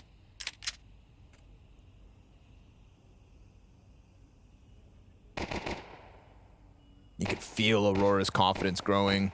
You can feel their comfort here on Inferno too. You know, not once did you see a FaZe Clan player down this deep on a CT side. Yeah, they will show us how to play B for sure. Yep, they'll just have, you know, further evolution.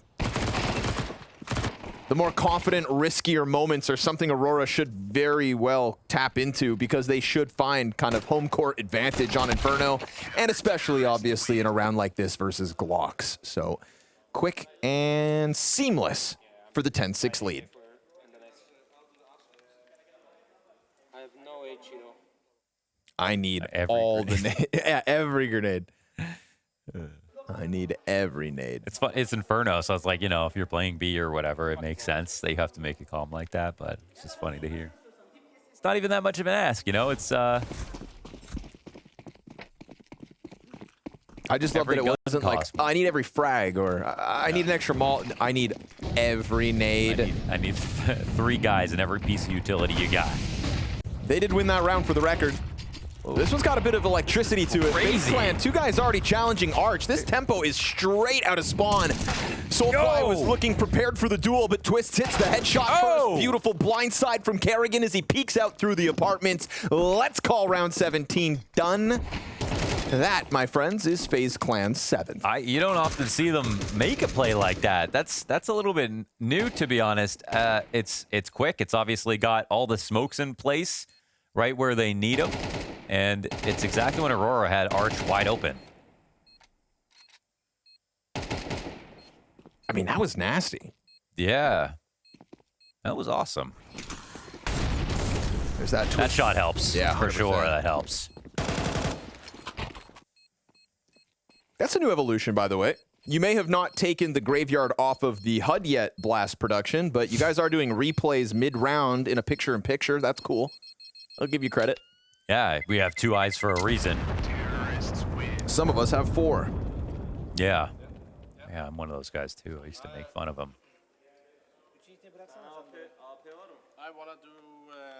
What do you want to do? Tonight? Tomorrow? Kerrigan said, I want to do. You do whatever you want, Kerrigan. With a call like that last one, whatever you're thinking next, buddy.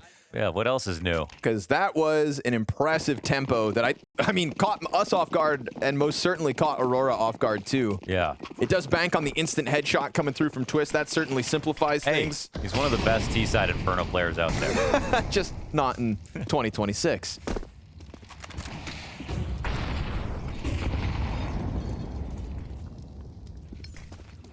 Felt like Frozen had that same sort of pep in his step, but reels back as the utility comes through from the B-site defenders. Frozen, They were like, his eyes. He's like, whoa, I thought that was ours. Nope. Let's walk away from this one. That's a screenshot and a half. Somebody go screenshot Frozen's face as he jumps back into the cover.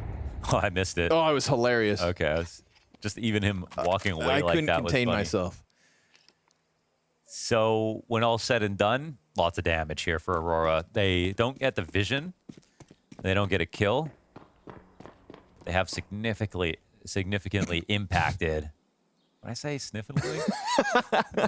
Sniffing and lickly. They've smelled around.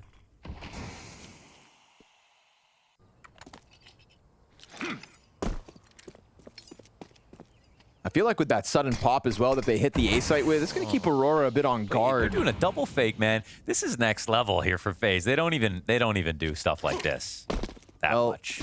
Maybe it's time. Quick swing out through the apartments. Woxic's got the cover needed. That's Jacob and Twist. It's down for the count. Mid-player drop with nothing. I love how this didn't work at all. But it looked beautiful. In terms of the setup, everything was there for FaZe to try to play with, but it's the kills that count, and Aurora collect them all. I mean, and the fact that they didn't move at all. Ooh, Frozen's actually in a dangerous spot. He could die after time. And they're going to be looking for him, but looks like he's safe. I love how that looked. I'm actually quite surprised it didn't even score a single rotation. It didn't look like FaZe looked messy or anything when they did it, but it kind of looked like Aurora didn't know what they were supposed to do about that. They just had 3 on A, 2 on B. Arch was getting threatened, so they couldn't actually leave, right? That's the weird part about that, is you're smoking off CT and Library and then coming out of halls, but the A players who are just made to be afraid about Banana can't actually get over there. What they might have done, given a bit more time, is try to retake through bracket, pushing a mid. So maybe FaZe needed to pause a little bit longer, let them make a move. But actually, I think they might have just held them in place a little bit. Well, they're trying some new stuff. Set plays. Like, you always see FaZe just default every round. Sure. Yeah. Get it to the late round, you know, in 3v3.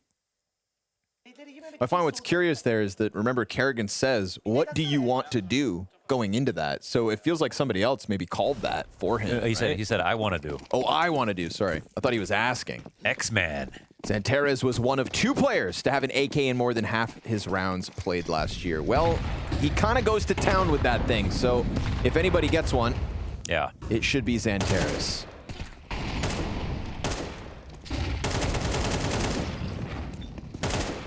Who, of course, loves playing CT sides with AKs as well. Ready for that jiggle is Woxic, but shots from middle kind of make him a little nervous, so he'll peel away. That was good. They are very careful about it. So this round, FaZe, what do you want to do? Because 12 is looming. You've got guns now. Zanteres taking the peek, not seeing anything. Risky. Oh, but they're so timid. What? Nobody fully commits to kind of punishing his presence, and so he still gets away with 2. I can't believe he got any. Yikes. Twist thought he was just cooked. Zanteres switching over to the AWP for the triple kill. There's still something to fight for here in this round. FaZe Clan trying to keep Aurora off their 12th. Have managed to kick the door off its hinges towards the B site. Put themselves in a 2 versus 4 post plant. This 2v5 situation trying to be pieced together. How do they work together? These 2 players have experience in these spots. And honestly, they have some advantages. The bomb's getting really low already. Bomb is planted in front of Orange. They feed Zanteres over. Strong trade out of Major. And so Brokey, 3/4 the HP. And they tried to cover off that bomb with util. All they need. Soulfly's got the headshot. Aurora have the 12th round secured with 5 map points to play. Well, yeah, it was supposed to be guaranteed with the numbers. They did put themselves in a spot to maybe pull off an upset round, but this is just inexcusable, really, because Twist runs out looking backward. I'm not sure why Twist looks backwards when he had just seen Zanteres. I mean, he's expecting Jacob to just guarantee get the kill, and I get that too, because they had Zanteres shooting into mid while Jacob was peeking into boiler. So maybe that's a small but also massive misstep from Jacob, who's otherwise had a pretty spotless map.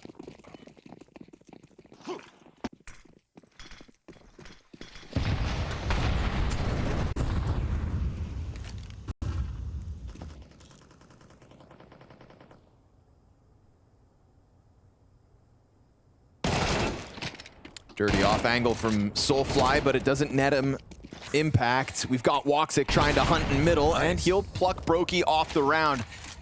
Keeps things even, gives himself coverage to go back in with another attempt. Oof. And he's lucky it was just the Deagle that had a chance to shoot at him, right? The one limited weapon that FaZe Clan are still playing with is the one guy that has a chance at the Woxic frag. Really playing with fire there. And yep, Kerrigan will, go and get that. Yep, go and get that. Kerrigan will get that. The free Galil. Go and get it. Coming with a free Molly as well. The Galil will be gotten. Yes, while they're taking A. I mean, they're going into the idea the Galil's just there. It's staring at him. He'll get it. Says, please, someone pick me up. They've managed to walk by. I mean, it won't matter, right? That they're not getting the Galil. They're going for this arch ramp. Woxic doesn't know about it just yet. But are they going to turn into a B split? Uh-oh, that's actually the mistake. And Kerrigan will get the Galil and the Molotov as well. Chucks it back at Banana as they do push into him, and he's going to be bested by Wicadia, but look at this running through CT spawn, not ready. But they're on the other side of the Molly. Right, now they're stuck behind it. They're going to try to double back. Wicadia to the site. 15 seconds on the clock. Smoked bad. My God, bro. Huge gap on that one. Wicadia dodging flashes. The bomb still gets over. Just barely. Gonna be planted. Knife out by Major as he takes to the top rope. Catches you trying to reposition. Good trade back by Jacob at least. Awkward round. And in a moment, Wicadia no longer covered by that smoke as Twist skates into the coverage of Orange. Utility back sight, that's gonna take Jacob down to half health. Twist activates. Woxic dodges it. Oh, but now he's still got the health advantage. He will close out the first of 5 rounds needed to force OT. And after that small misstep in Boiler, Jacob comes back with a 4K and puts up another round. Just another massive 4K moment here from Jacob. Beacon of hope for FaZe Clan tonight. This got incredibly messy, but Man, the use of fakes from FaZe is not what I expected to see today, and that car molly was all just a distraction because it made it look like there was going to be a wrap towards A. Now, the funny part about that, wrap towards A would have been great. Sure. It was just Woxic alone there, but it still did its job. At this point in the map, round win's a round win. Oh. Uh-oh, he's dead. Done. Nade with his name on it.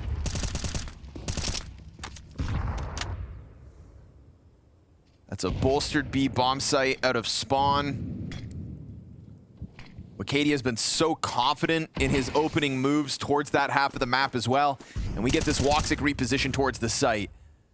Plenty of time for FaZe to play out. Far less utility than they're used to when they've been going for these sorts of executes.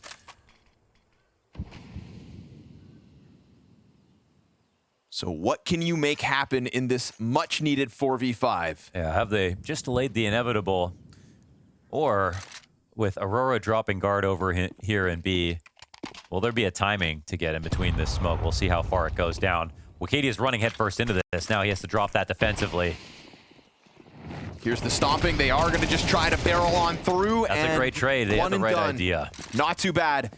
FaZe will take it. Making the most of what they can. Kerrigan takes damage in the spam fight. We've got this fast move by Madger on the banana duel. It's him versus Kerrigan in a 1v1, but Kerrigan opts to go back through the smoke. Oh, and that is exactly what Zantares was banking on. 4 versus 2 advantage for the Aurora retake. Jacob tries to go back at the duel. It's a one and done from him, and Twist gotta shine here and now. Draws them in towards him, and it's spam damage in through from Zantares. We need a map 3 between Aurora and FaZe Clan as Aurora step up to the test. And remember how this happened. The 6 rounds back and forth at the beginning of this map bought a little bit of time for FaZe Clan, but ultimately both pistol wins get upset by 4 spies, and they let Inferno slip by. I feel like that's just one of the best ways that we can describe it. Yeah, well, look, not slip by necessarily. Let's be real. We came into this one knowing that Aurora was going to be... Whoa, it's like a tennis ball 8-ball with like fortune cookies advice on there. And what did it read? Be yourself. Be yourself. Not always good advice. Not really for the record. A fortune or a prediction. You know, people Advice. Gotta be careful. Sometimes you should probably just be somebody else. Yeah, what happened to Shame? Sometimes you suck. Hopefully that's not the case for Frozen to the pistol. We've had some weird pistol moments for FaZe off. Inferno winning both and then losing to the Force Spy in both those halves. Frozen's dead. See ya, sucker. Zantares opens up with ease. Should have been Jacob that round. This little mystery 8-ball. Did it say play tunnels? It might have said stack B for the rest of his team. Sit inside of it. 3 players strong as mid control can be taken over by Aurora. There is no contest from here to the bomb site. Yeah, but this just ends up being an A-walk. Interesting, good timing here for Kerrigan. He smells something is wrong. Oh, but the mid-B smoke is just going to hold the CTs there a little longer. It's a very nice play here for Aurora. Just the right utility to still sprinkle into the play. Kerrigan gets hit by the second flashbang. Soulfly capitalizes on that awkwardness caused by Madger's util. That's where you know it's beautifully set up. Yeah, it's just enough. Sometimes classy. You see like a disproportionate response, a little fake, and then you try to throw 10 nades and get way too spread out, and it doesn't match the energy of the other team, but that was perfect. Like a mid-B smoke is exactly what they need. It even slows down the rotators from seeing things over towards A. So FaZe, I mean, on Inferno, they won both pistols, got ecoed twice. Correct. Aurora won both pistols on Nuke and then won both conversions. They're the guys who are much better on round 2.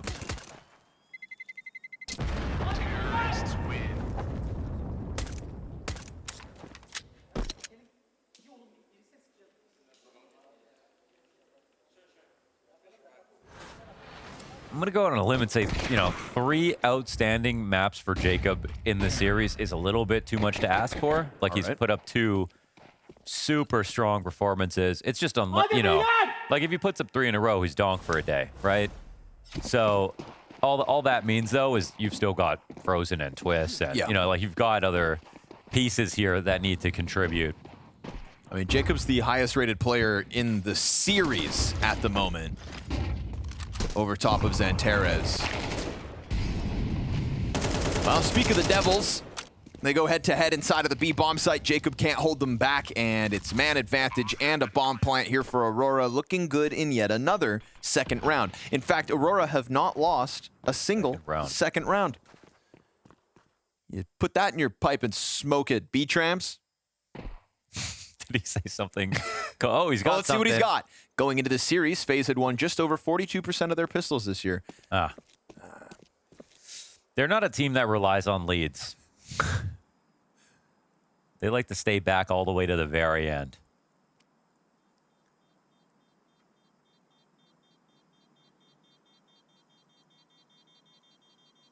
They just add so much of what other teams don't have in all the best and worst ways.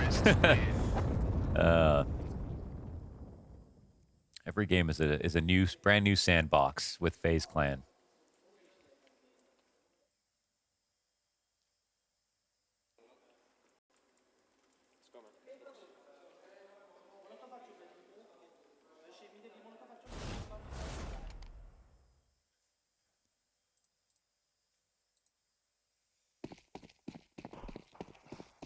Just in the bigger picture, though, for this event, I mean, FaZe do find themselves in a difficult group, right? You've got Na'Vi, Falcons, you've got Furia.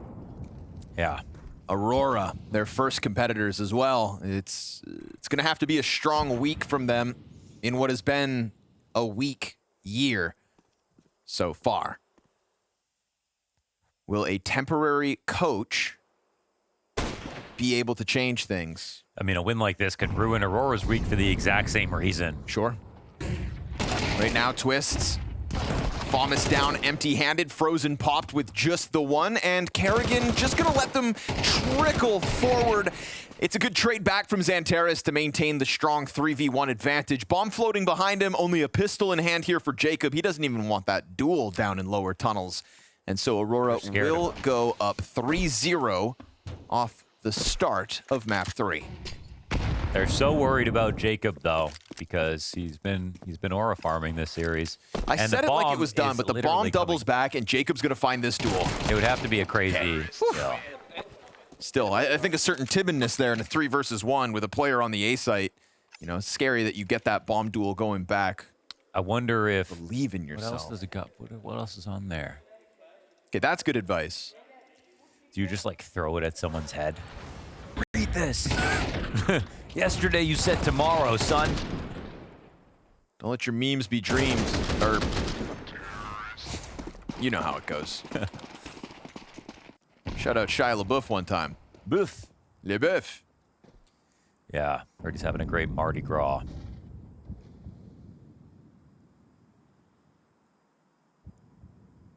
Real guns in hand now for FaZe. As round 4 where things turn around just feels sort of bleak with only 2 kills across the board for FaZe in the first 3 rounds of this map.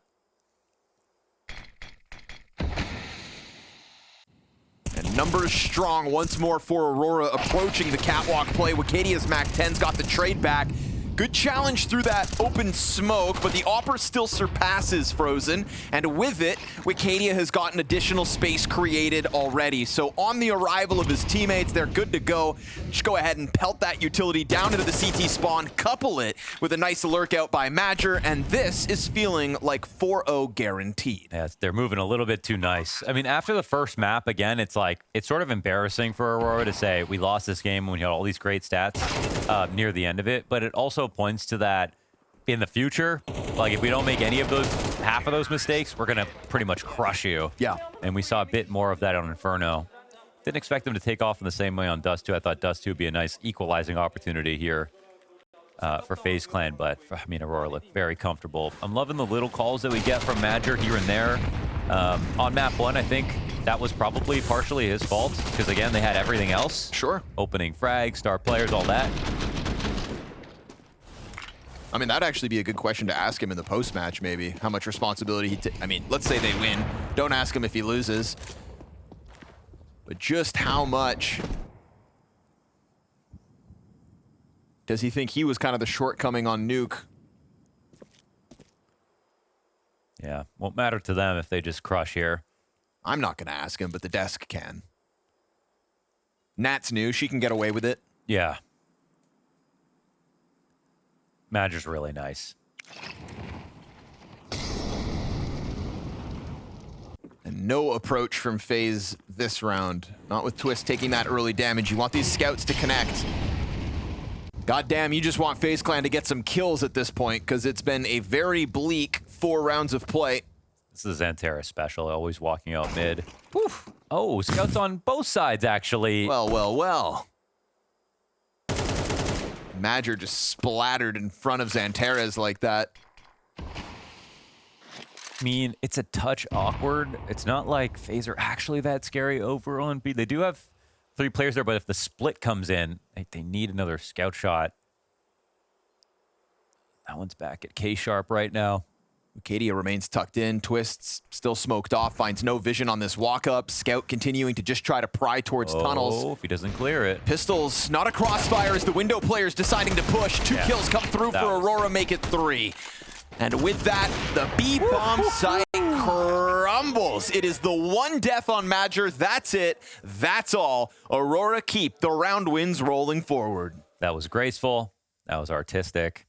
That was perfect execution. I mean, you see Xanterra shoulder peeks into the site, and as soon as you swing out, he's already staring at you. Yep. So that's pixel perfect. Felt like for a moment their FaZe kind of let their foot off the gas. That opening kill on Madger is great and all, but then everybody's afforded this walk up. Nobody took another look at the close, perimeter outside of middle. Yeah. They really just gave that space back to Aurora, and lo and behold, Aurora thrive with it. Aurora used to be a great Dust 2 team that would pretty much only go long on T-side, but they've totally expanded the way that they play the map.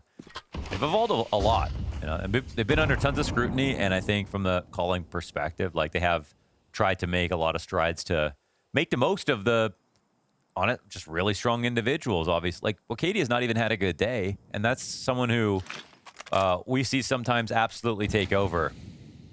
So, no shortage of skill on this lineup.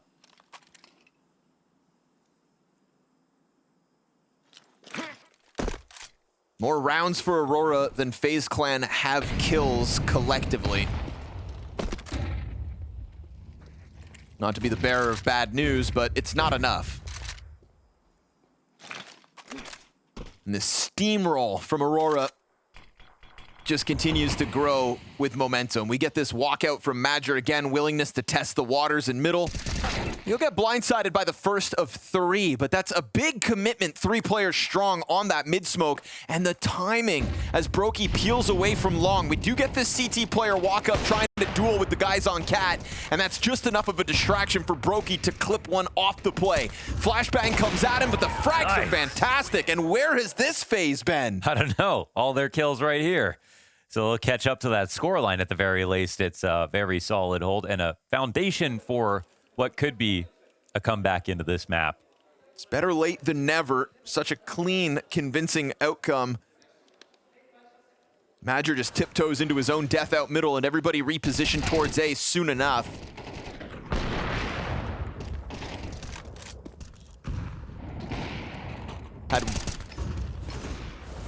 Had Soulfly really kind of pushed the issue over towards the long play, then maybe, but... Caught that cross. Oh, damn. See ya, Jacob. Oh, nice. Picture in picture. Ooh.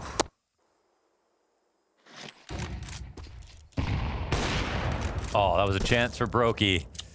Not the easiest adjustment to make, but wanted that to be a 4v4. Boy. It's like the 5th bad Molotov we've seen in this series. Yeah. 4 were from FaZe, though, so... Got...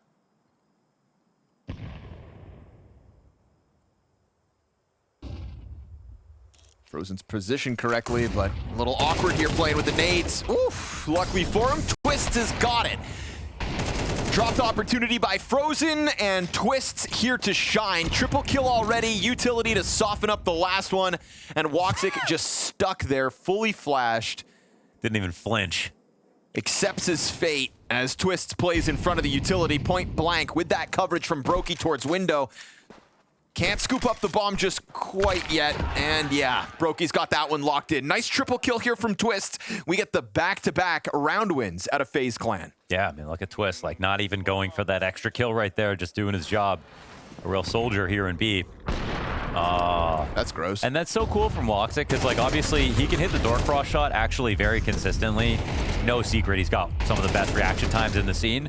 But for him to just pre-aim the door like that, going for the timing shot, straight skill.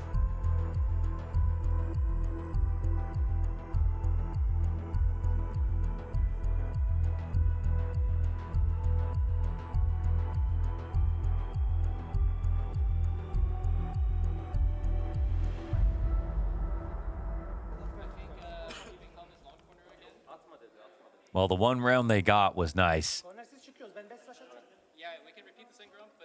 Two, Mohan. The 2 rounds they have are awesome. And poor Jacob, still 0 kills, but blasted away in the last round. Still 4v5 win out of FaZe. Like we said, 3 maps in this series. That impressive out of Jacob. Odds are against him. We'll see if he can recover. But his slowest start yet, and Twists is not wasting the opportunity to shine here on map 3. Another multi-frag for the Canadian out of the gate here in round 8. Locks down long and thrusts Aurora into the 3v5 disadvantage. He's melting him down, and he's playing both sites. It's nice to see a mobile Twists.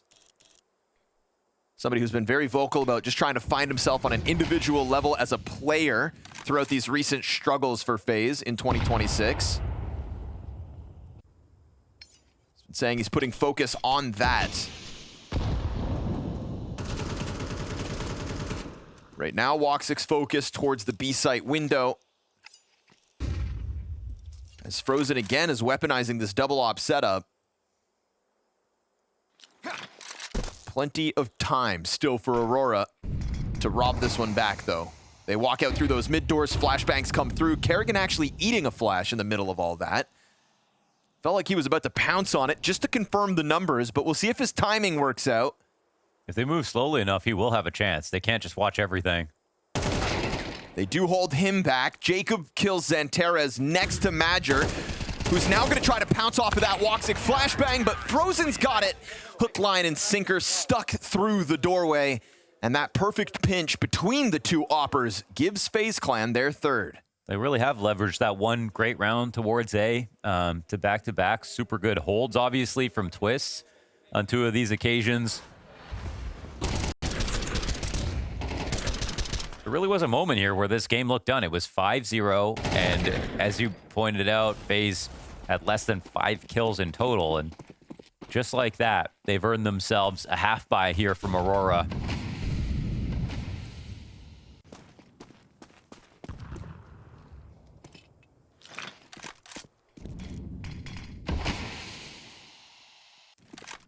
It's going to be devastating at this point if Aurora don't close this game.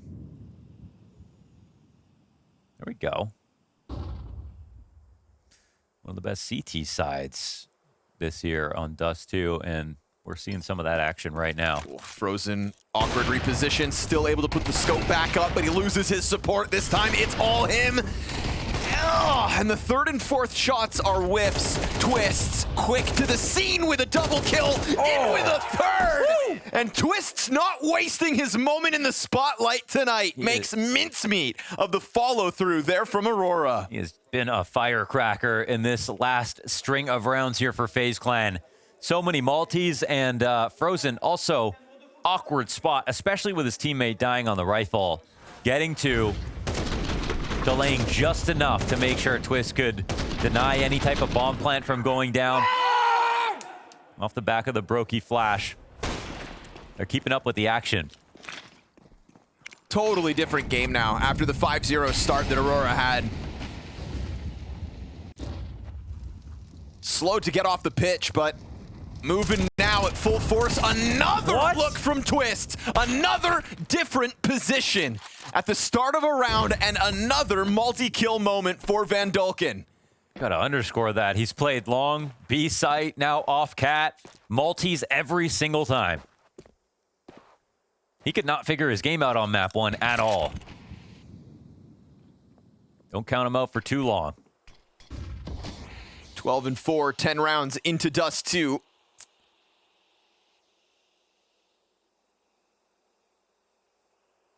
I want to say Twists was actually like 0-3, maybe even 0-4. And this is just, oh no, because he just died. 0-3 at one point, it felt like.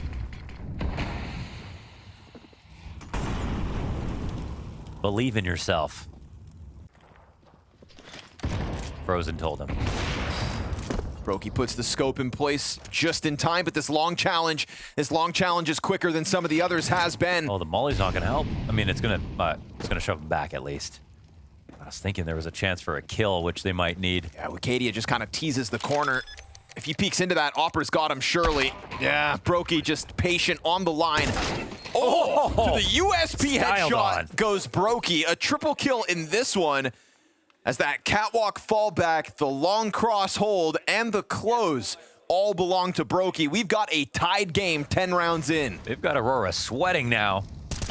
Individual plays all along, but all around, excuse me. Twists.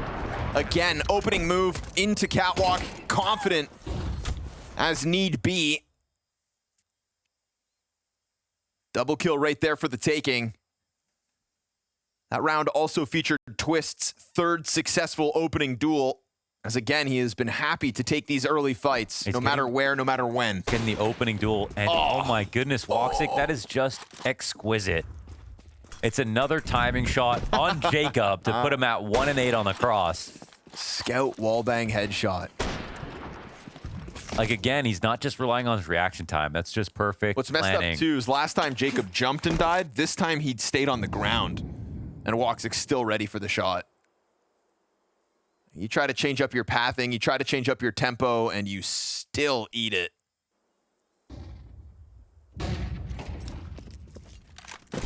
What happens now? They're playing on the ramp. Good flashes, but looks like there's still a chance here for Brokey. Oh, that's a scout coming in. Woxic knows. Oh, it's beautiful. Second scout headshot. Madger peeling Kerrigan off the play. Twist is alive, though. Oh, Woxic's third. Nothing but headshots out of that scout so far. Through single. Turnaround moment here for Aurora. 5 rounds straight out of FaZe. Finally able to post another one to the scoreboard, and it is all thanks to Woxic. The man also went mental back on Nuke. And just put up a Scout 3K that there is no counterplay to. Every shot's just perfect. I think we need to make these picture-in-picture replays even bigger, just so we can really bask in the glory that was that opening duel. That wall bang through the doorway. Ooh. Twist gave him the jiggle, but we see you, Woxic. Back onto the AWP. This time, both players allowed to cross over to the B site. Jacob just counting Poor Jacob. his lucky stars that he's allowed to be alive. 1 and 8/2 at the hands of Woxic's mid-pressure.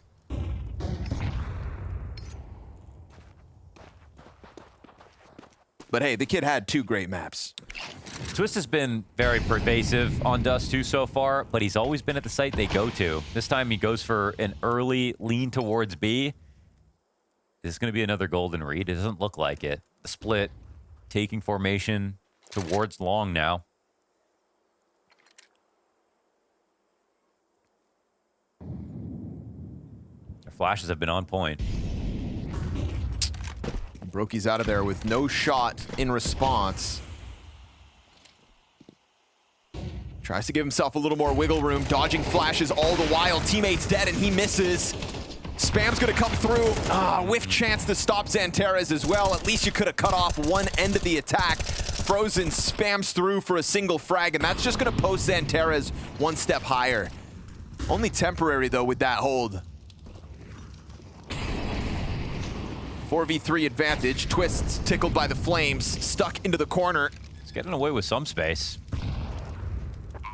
Flames spread, but the bomb is planted. Man advantage held onto here by Aurora. Frozen takes to the top over the smoke. We've got this car player with head tucked down, letting teammates take contact, but they give a lot of space over to FaZe. They let everybody tuck in, and Twists uses that moment to get another double.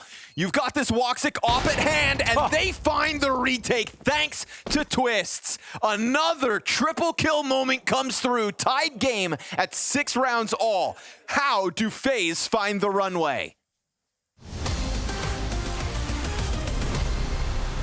17 seconds left, so this is going to be just an all-out stomp to the bomb side. No slowing it down. They just have to rush him in, get the kill instantly, get the bomb planted. Frozen is dropped, and that's the bomb on the ground. Oh my God! It's Brolin with an insane transfer. He keeps it going. It's a quad kill. He saved his team. Advice. I don't know, the bell is ringing, might be the train bell, but certainly ringing for Astralis right here. 1 versus 4, and he's gonna get a headshot follow. Oh, what? No way! He actually makes it work. That has to be just pure out, just divine intervention. Shut up. I can't. I've never seen anything like that ever before. If they're going to get a 5th in this first 15, this could be the round he offers it. At the helm of that monster hit, Apex comes around the corner, back of Electronic turned.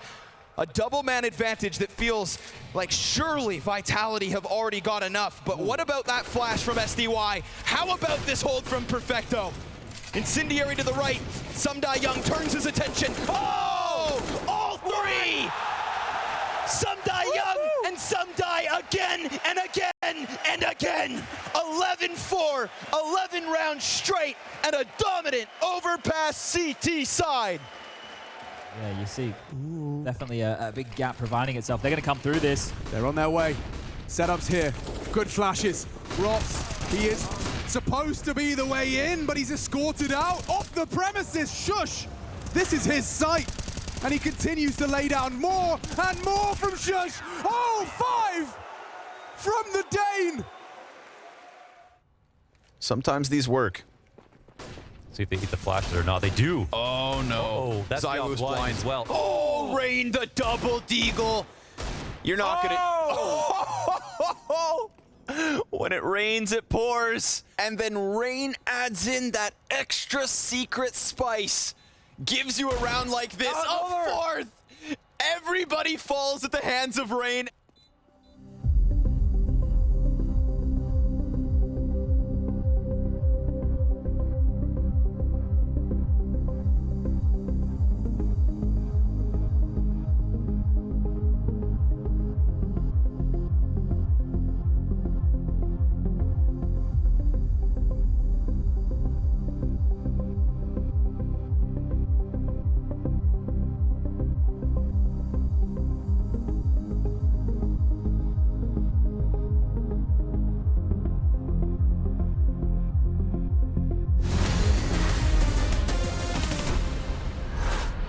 Well, Twist has given us something to talk about despite the 5-0 Aurora start here on map 3. I mean, by God, it felt like this game was done 5 rounds into the half. And lo and behold, here we are, tied game with Twists on top. There's just always a new challenge for Aurora in this matchup.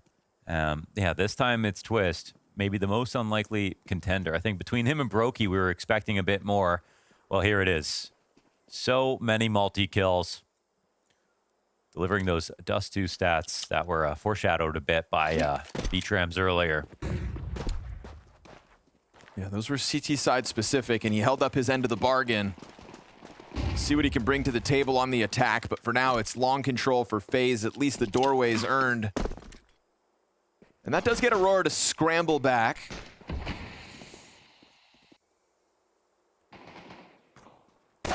Cool. Soulfly, first blood here in second pistol.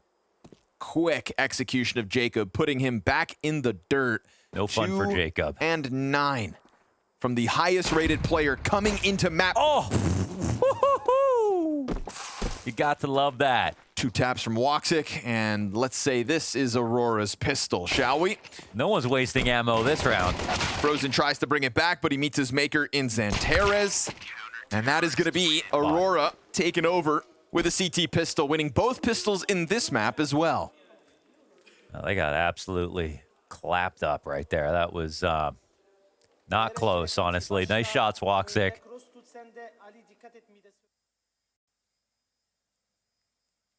A P2K terror.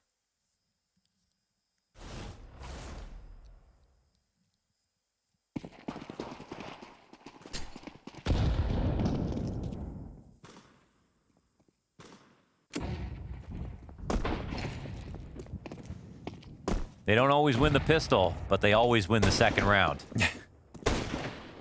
Sometimes they do both. FaZe Clan forced to take a knee in this one.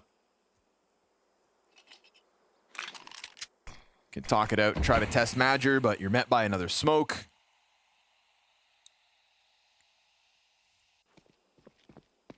It's a bit deep, though. Feels like they're going to pounce him.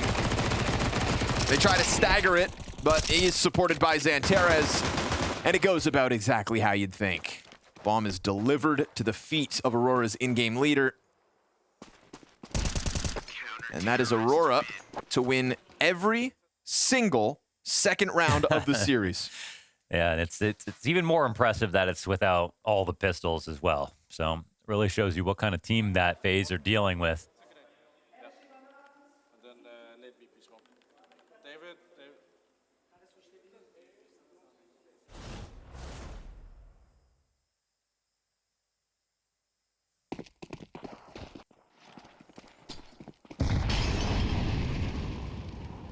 Let's see if it gets worse than a 2-round game as FaZe get back onto rifles. Oh. Bad omen.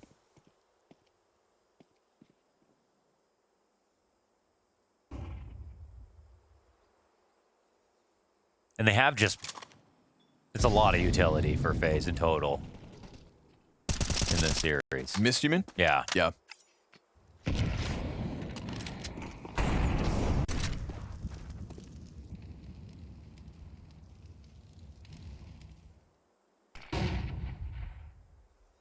Getting a bit of nades out of Aurora, though, without really having to apply too much pressure. Woxic just keeps on dropping these, which, you know, sitting here with MP9 and a flash and no real close support.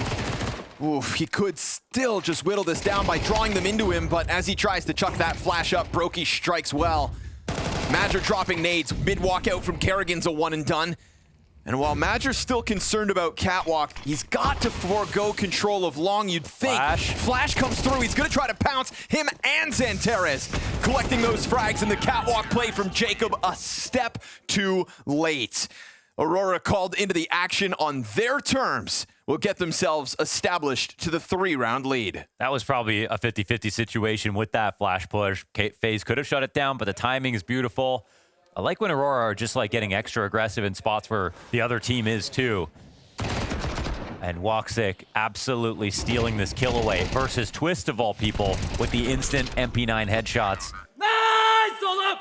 That set things off on the right foot.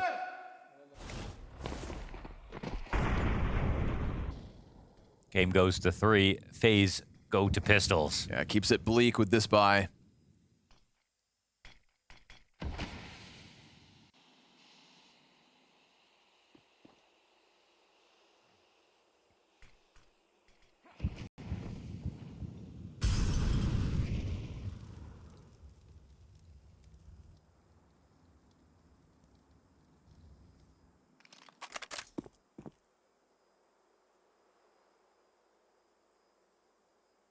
Enough utility to make this uncomfortable for Wicadia, but he's going to offer nades right back.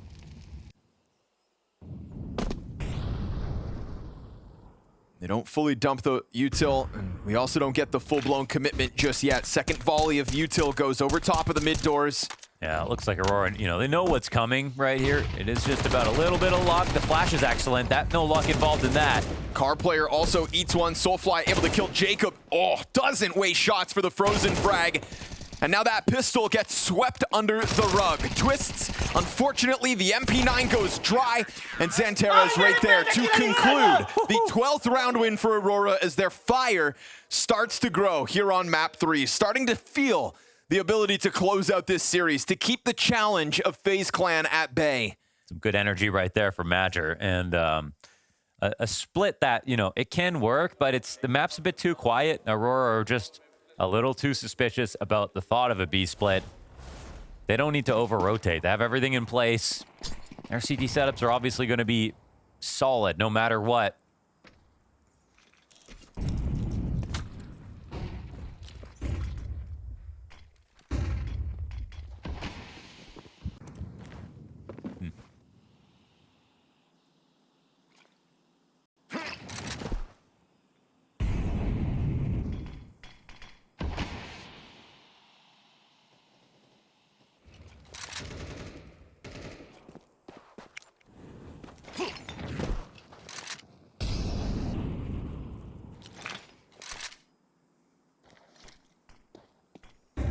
Mid B could definitely be appealing. No vision given over here for Aurora as to like what kind of setup they're running.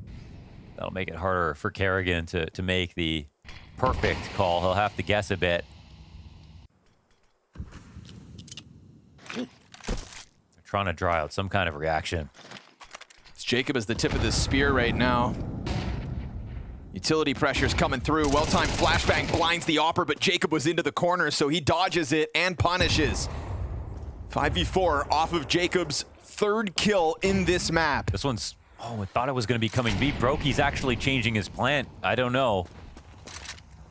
Out through tunnels, back into mid. Okay, here it is. Has to be Xanterra to help out. Oh, Jacob's 4th of the map. Secures the mid play, should secure the split into the B bomb site, and he goes stomping. That's when Soulfly strikes, but now back turned towards the guy out mid. Kerrigan and Frozen combine for the window pinch, and that is a B bomb site taken over by FaZe Clan. Jacob doubles his kills this round, and within it, FaZe find their first on the attack, 5 rounds into it. And you can see still what Jacob can do, but if you watch that first half back, we're talking about 2 rifle rounds where he literally just got killed through the door on the cross. Rounds in B where he's saving, where he ends up dying. It's not like he had the luckiest half overall, considering his series. So it's not too late to save the day if he's really got some more left in the tank. But for now, I don't think Aurora are going to be too pressed about losing 1 round here in the second half.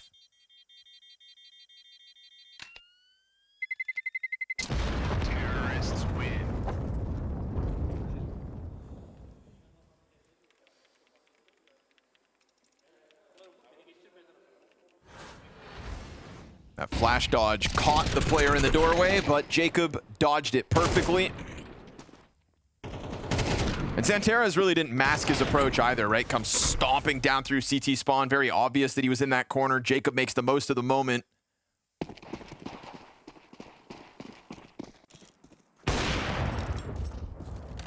Brokey unable to collect on the cross, and Woxic has found space down into tunnels. Flash makes it awkward. He sticks around. Jacob right above this angle. And there's no guarantee Woxic can even fall back through those mid doors, so for now, he will remain adamant down here in the tunnels. No, this is wild. I mean, this is a huge risk. Wicadia is carefully watching, but can't totally support him, and they drop their guard a little bit. They just don't think he'd be playing that risky. The molly comes to top mid. Woxic has an escape route now. Gets a bit hot, but he's still afforded an escape. Nobody actually nice. top middle to make sure he does get boxed in and stay there. I like them playing the dangerous games like that. Because as much as, if they ran down at him, Wicadia could only do so much. That one molly was really all they needed to stop him. Aurora showing a willingness to make these risky, round-winning, potentially match-winning moves, but there's Twists. We've had to wait for him to get back into the action. Doesn't waste a bullet. Off the shoulder peak. Madger riddled. And then Twist crossed instantly. Molotov over towards the Cat player. That's going to keep them disengaged from sight, but Soulfly does pick up that kill towards top mid. Man advantage for Aurora held on to. And they'll disrupt the bomb plant for the time being. Still extra time, sure. Trying to pop open that smoke, but not fully. And then Wicadia just runs into the waiting hands of Kerrigan. He doesn't believe it because there's only 3 up. Someone would have been that deep on long. Wise move from Kerrigan.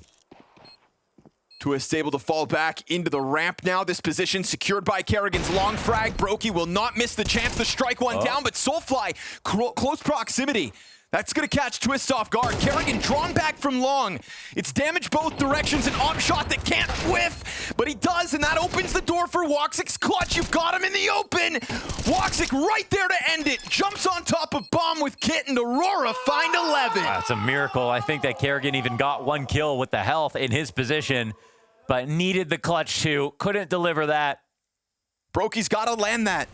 Yeah, he does. I mean, I was looking at both those fights, and I thought the CTs were going to win both. So, again, the fact that it comes down to a 1v1, already kind of crazy. But Brokey was so pressed up against that wall, he was going to get spotted first. Hope's dwindling now. It's a flat T-half coming out of FaZe Clan. 1 singular win on the second half.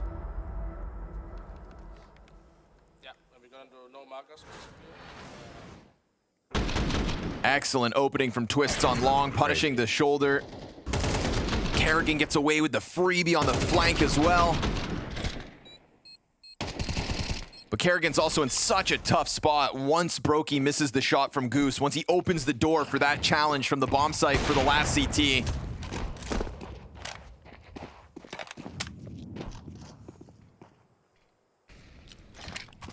We don't have that same consistent ability to get kills in the cross like we saw from Brokey on those double doors. No, that Woxic output was immense.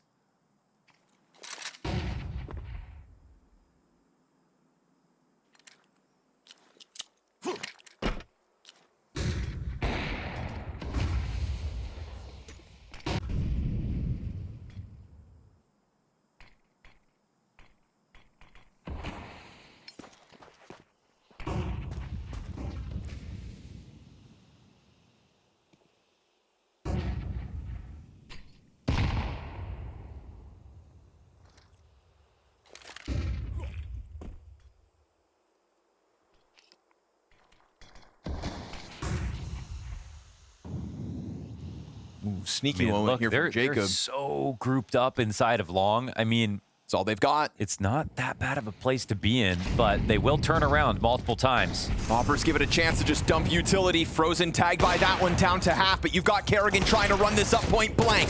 He'll get stuffed by Xantares. Jacob, same, open duel. Oh, it's a double and Twist's helping hand. Serves up the opening kills. Bomb has been scooped back up in the process. Nade for Wicadia. Does he press his luck? He wants to. It's pushes the issue, though. Bomb tucked in behind those boxes. Wicadia and Soulfly tasked for the 2v3, but look at the health here for FaZe Clan. They're actually thinking about the money and the guns that they have falling back now. So FaZe Clan pull off this split. It's the lurk out middle into the mid B smoke.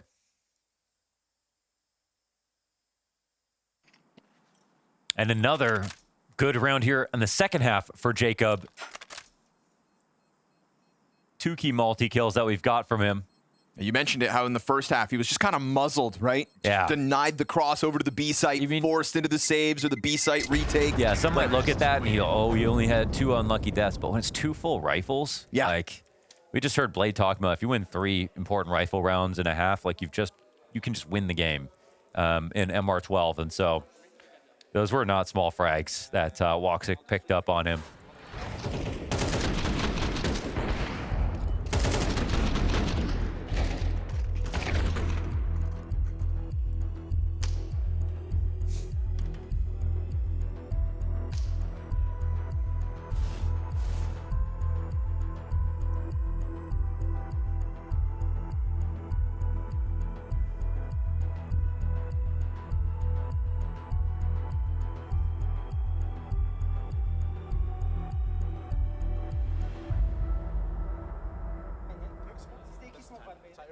It's an interesting sequence now, too, because we've gotten 4 rounds back and forth, non-consecutive wins, money under pressure. Aurora's lead under that same pressure.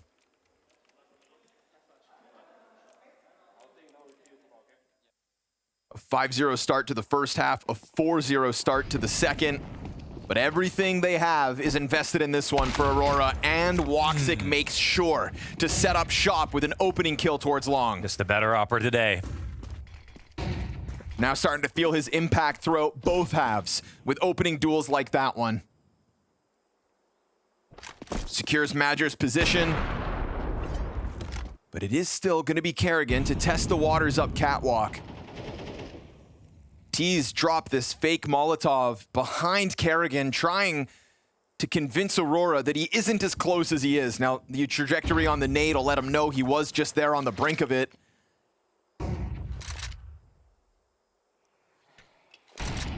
But what's your move, FaZe? Yeah, the fog of war is massive. I mean, they've just got this single point of contact on Cat. No lurks in place. They've got to brute force this. Ouch. Bit of chip damage there for half of FaZe to deal with. Woxic, that's a chance. He is on you, but they let him live. There's no full commitment to the corner, and so Woxic's actually given a chance to breathe. Bomb goes down for Catwalk, and FaZe Clan will be happy to just slink back into that post plant. They can't be that closed off. They'll get one smoke and lose. But there are no smokes actually from the CT side. Got Incendiary to maybe keep them at bay. Good kill from Jacob. As Xantares will not be a part of this retake. Frag grenade with Jacob's name on it lands. We've got Twist and Frozen into the kill feed, and it is nothing but FaZe Clan coming out clutch towards that post plant. One kill back the Aurora way. That's it. That's all. We've got consecutive rounds for FaZe now. Now they fully believe, and that's every single T round that FaZe have won. Jacob has a 2K.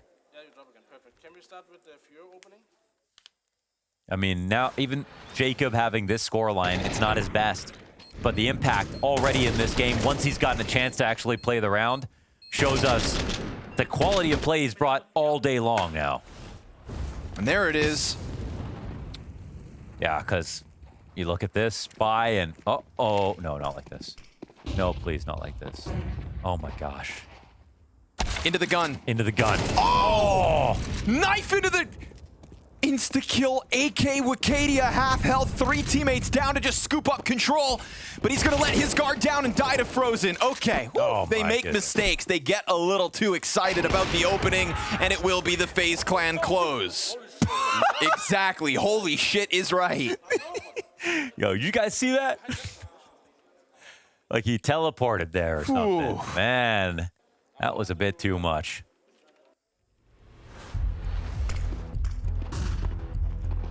He did it for the money. Backstab, and the second player, you know, kind of panic reaction there from Kerrigan. Yeah, you could hear the mid player as well. Whew. Yeah, that one needs a timeout. That's just reset your nerves. That's a roller coaster of emotions because you see that kill feed and you're like, oh my God, we're actually gonna take this all back. Xantares, like, just hit a desk, all of a sudden, doesn't even matter. We're about to win an eco. Right. And actually FaZe recover right away. When you get 2 kills in lower tunnels, so you grab the AK, go sprinting towards T-spawn and catch a guy waiting outside tunnels. Or rather, you don't catch him, you get caught by him. Wicadia getting a little excited with his opening.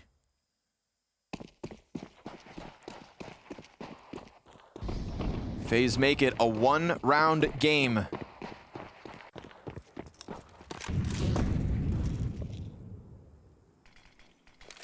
This gives Brokey a chance to respond, man, because, you know, Woxic's put his stamp on this map, on this series, across all these maps. But he's just, like, Brokey's getting bested in so many dimensions of this game so far. Yeah. But now that we're down to the wire, all that matters is these next couple of rounds.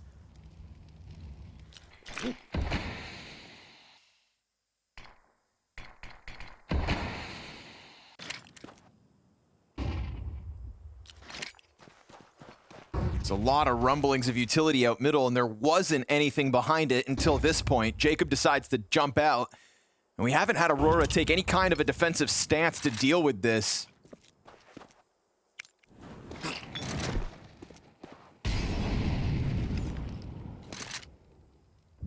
Again, a whole lot of noise here for FaZe Clan, but what have they really established? Jacob out through the mid doors, Brokey working alongside him, carries the bomb with a smoke to block off any CT play. This B bomb site of Wicadia and Soulfly, currently no support unless Xantares can pop this open at the right moment. But the nade's a little short, and we go 30 seconds on the clock. Now 3 players out middle, an additional smoke grenade to really put the squeeze onto this B bomb site. Soulfly's position, it's only good for 1. Wicadia, a bit desperate, doesn't have to worry about mid. Bomb has been dropped. Brokey there to try to recover. Wicadia hangs on from the car. Opera's got to get in through the doorway, but down he goes, and Twist doesn't have time. He has to run at this, but there's no reason to fight him. Wicadia tucks, they get 12. And a death after time. 25 frags for Twists, 3 kills on the round, but the clock decides this one. And that mid squeeze comes up Aurora. That looked actually scary for a second when Xantares freaked out and ran into the smoke spraying. But he had teammates on this round, that's for sure. The Wicadia versus Frozen duel is everything in that moment. Oh.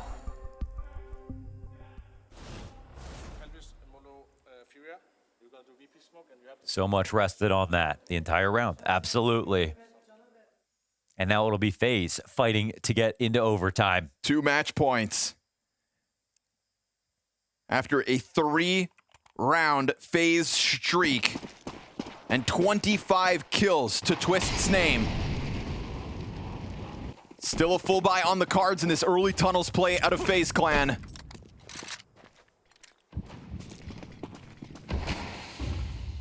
Soulfly solo B commitment. We got a lot more presence out of Aurora on middle. And a stark contrast to the last round where there was nobody home and all this free real estate for FaZe. Will this repositioned Aurora setup catch them off guard for match point?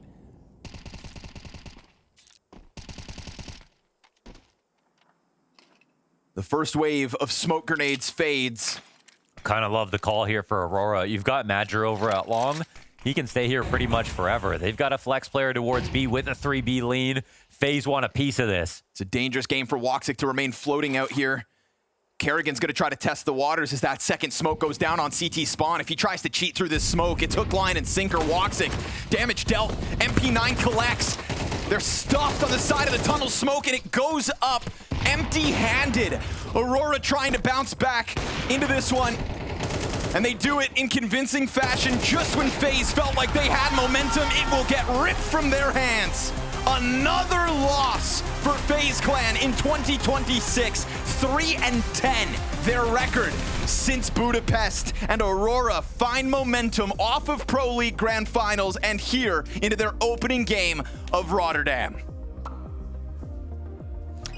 I cannot believe just how good Maui is at his job. Prediction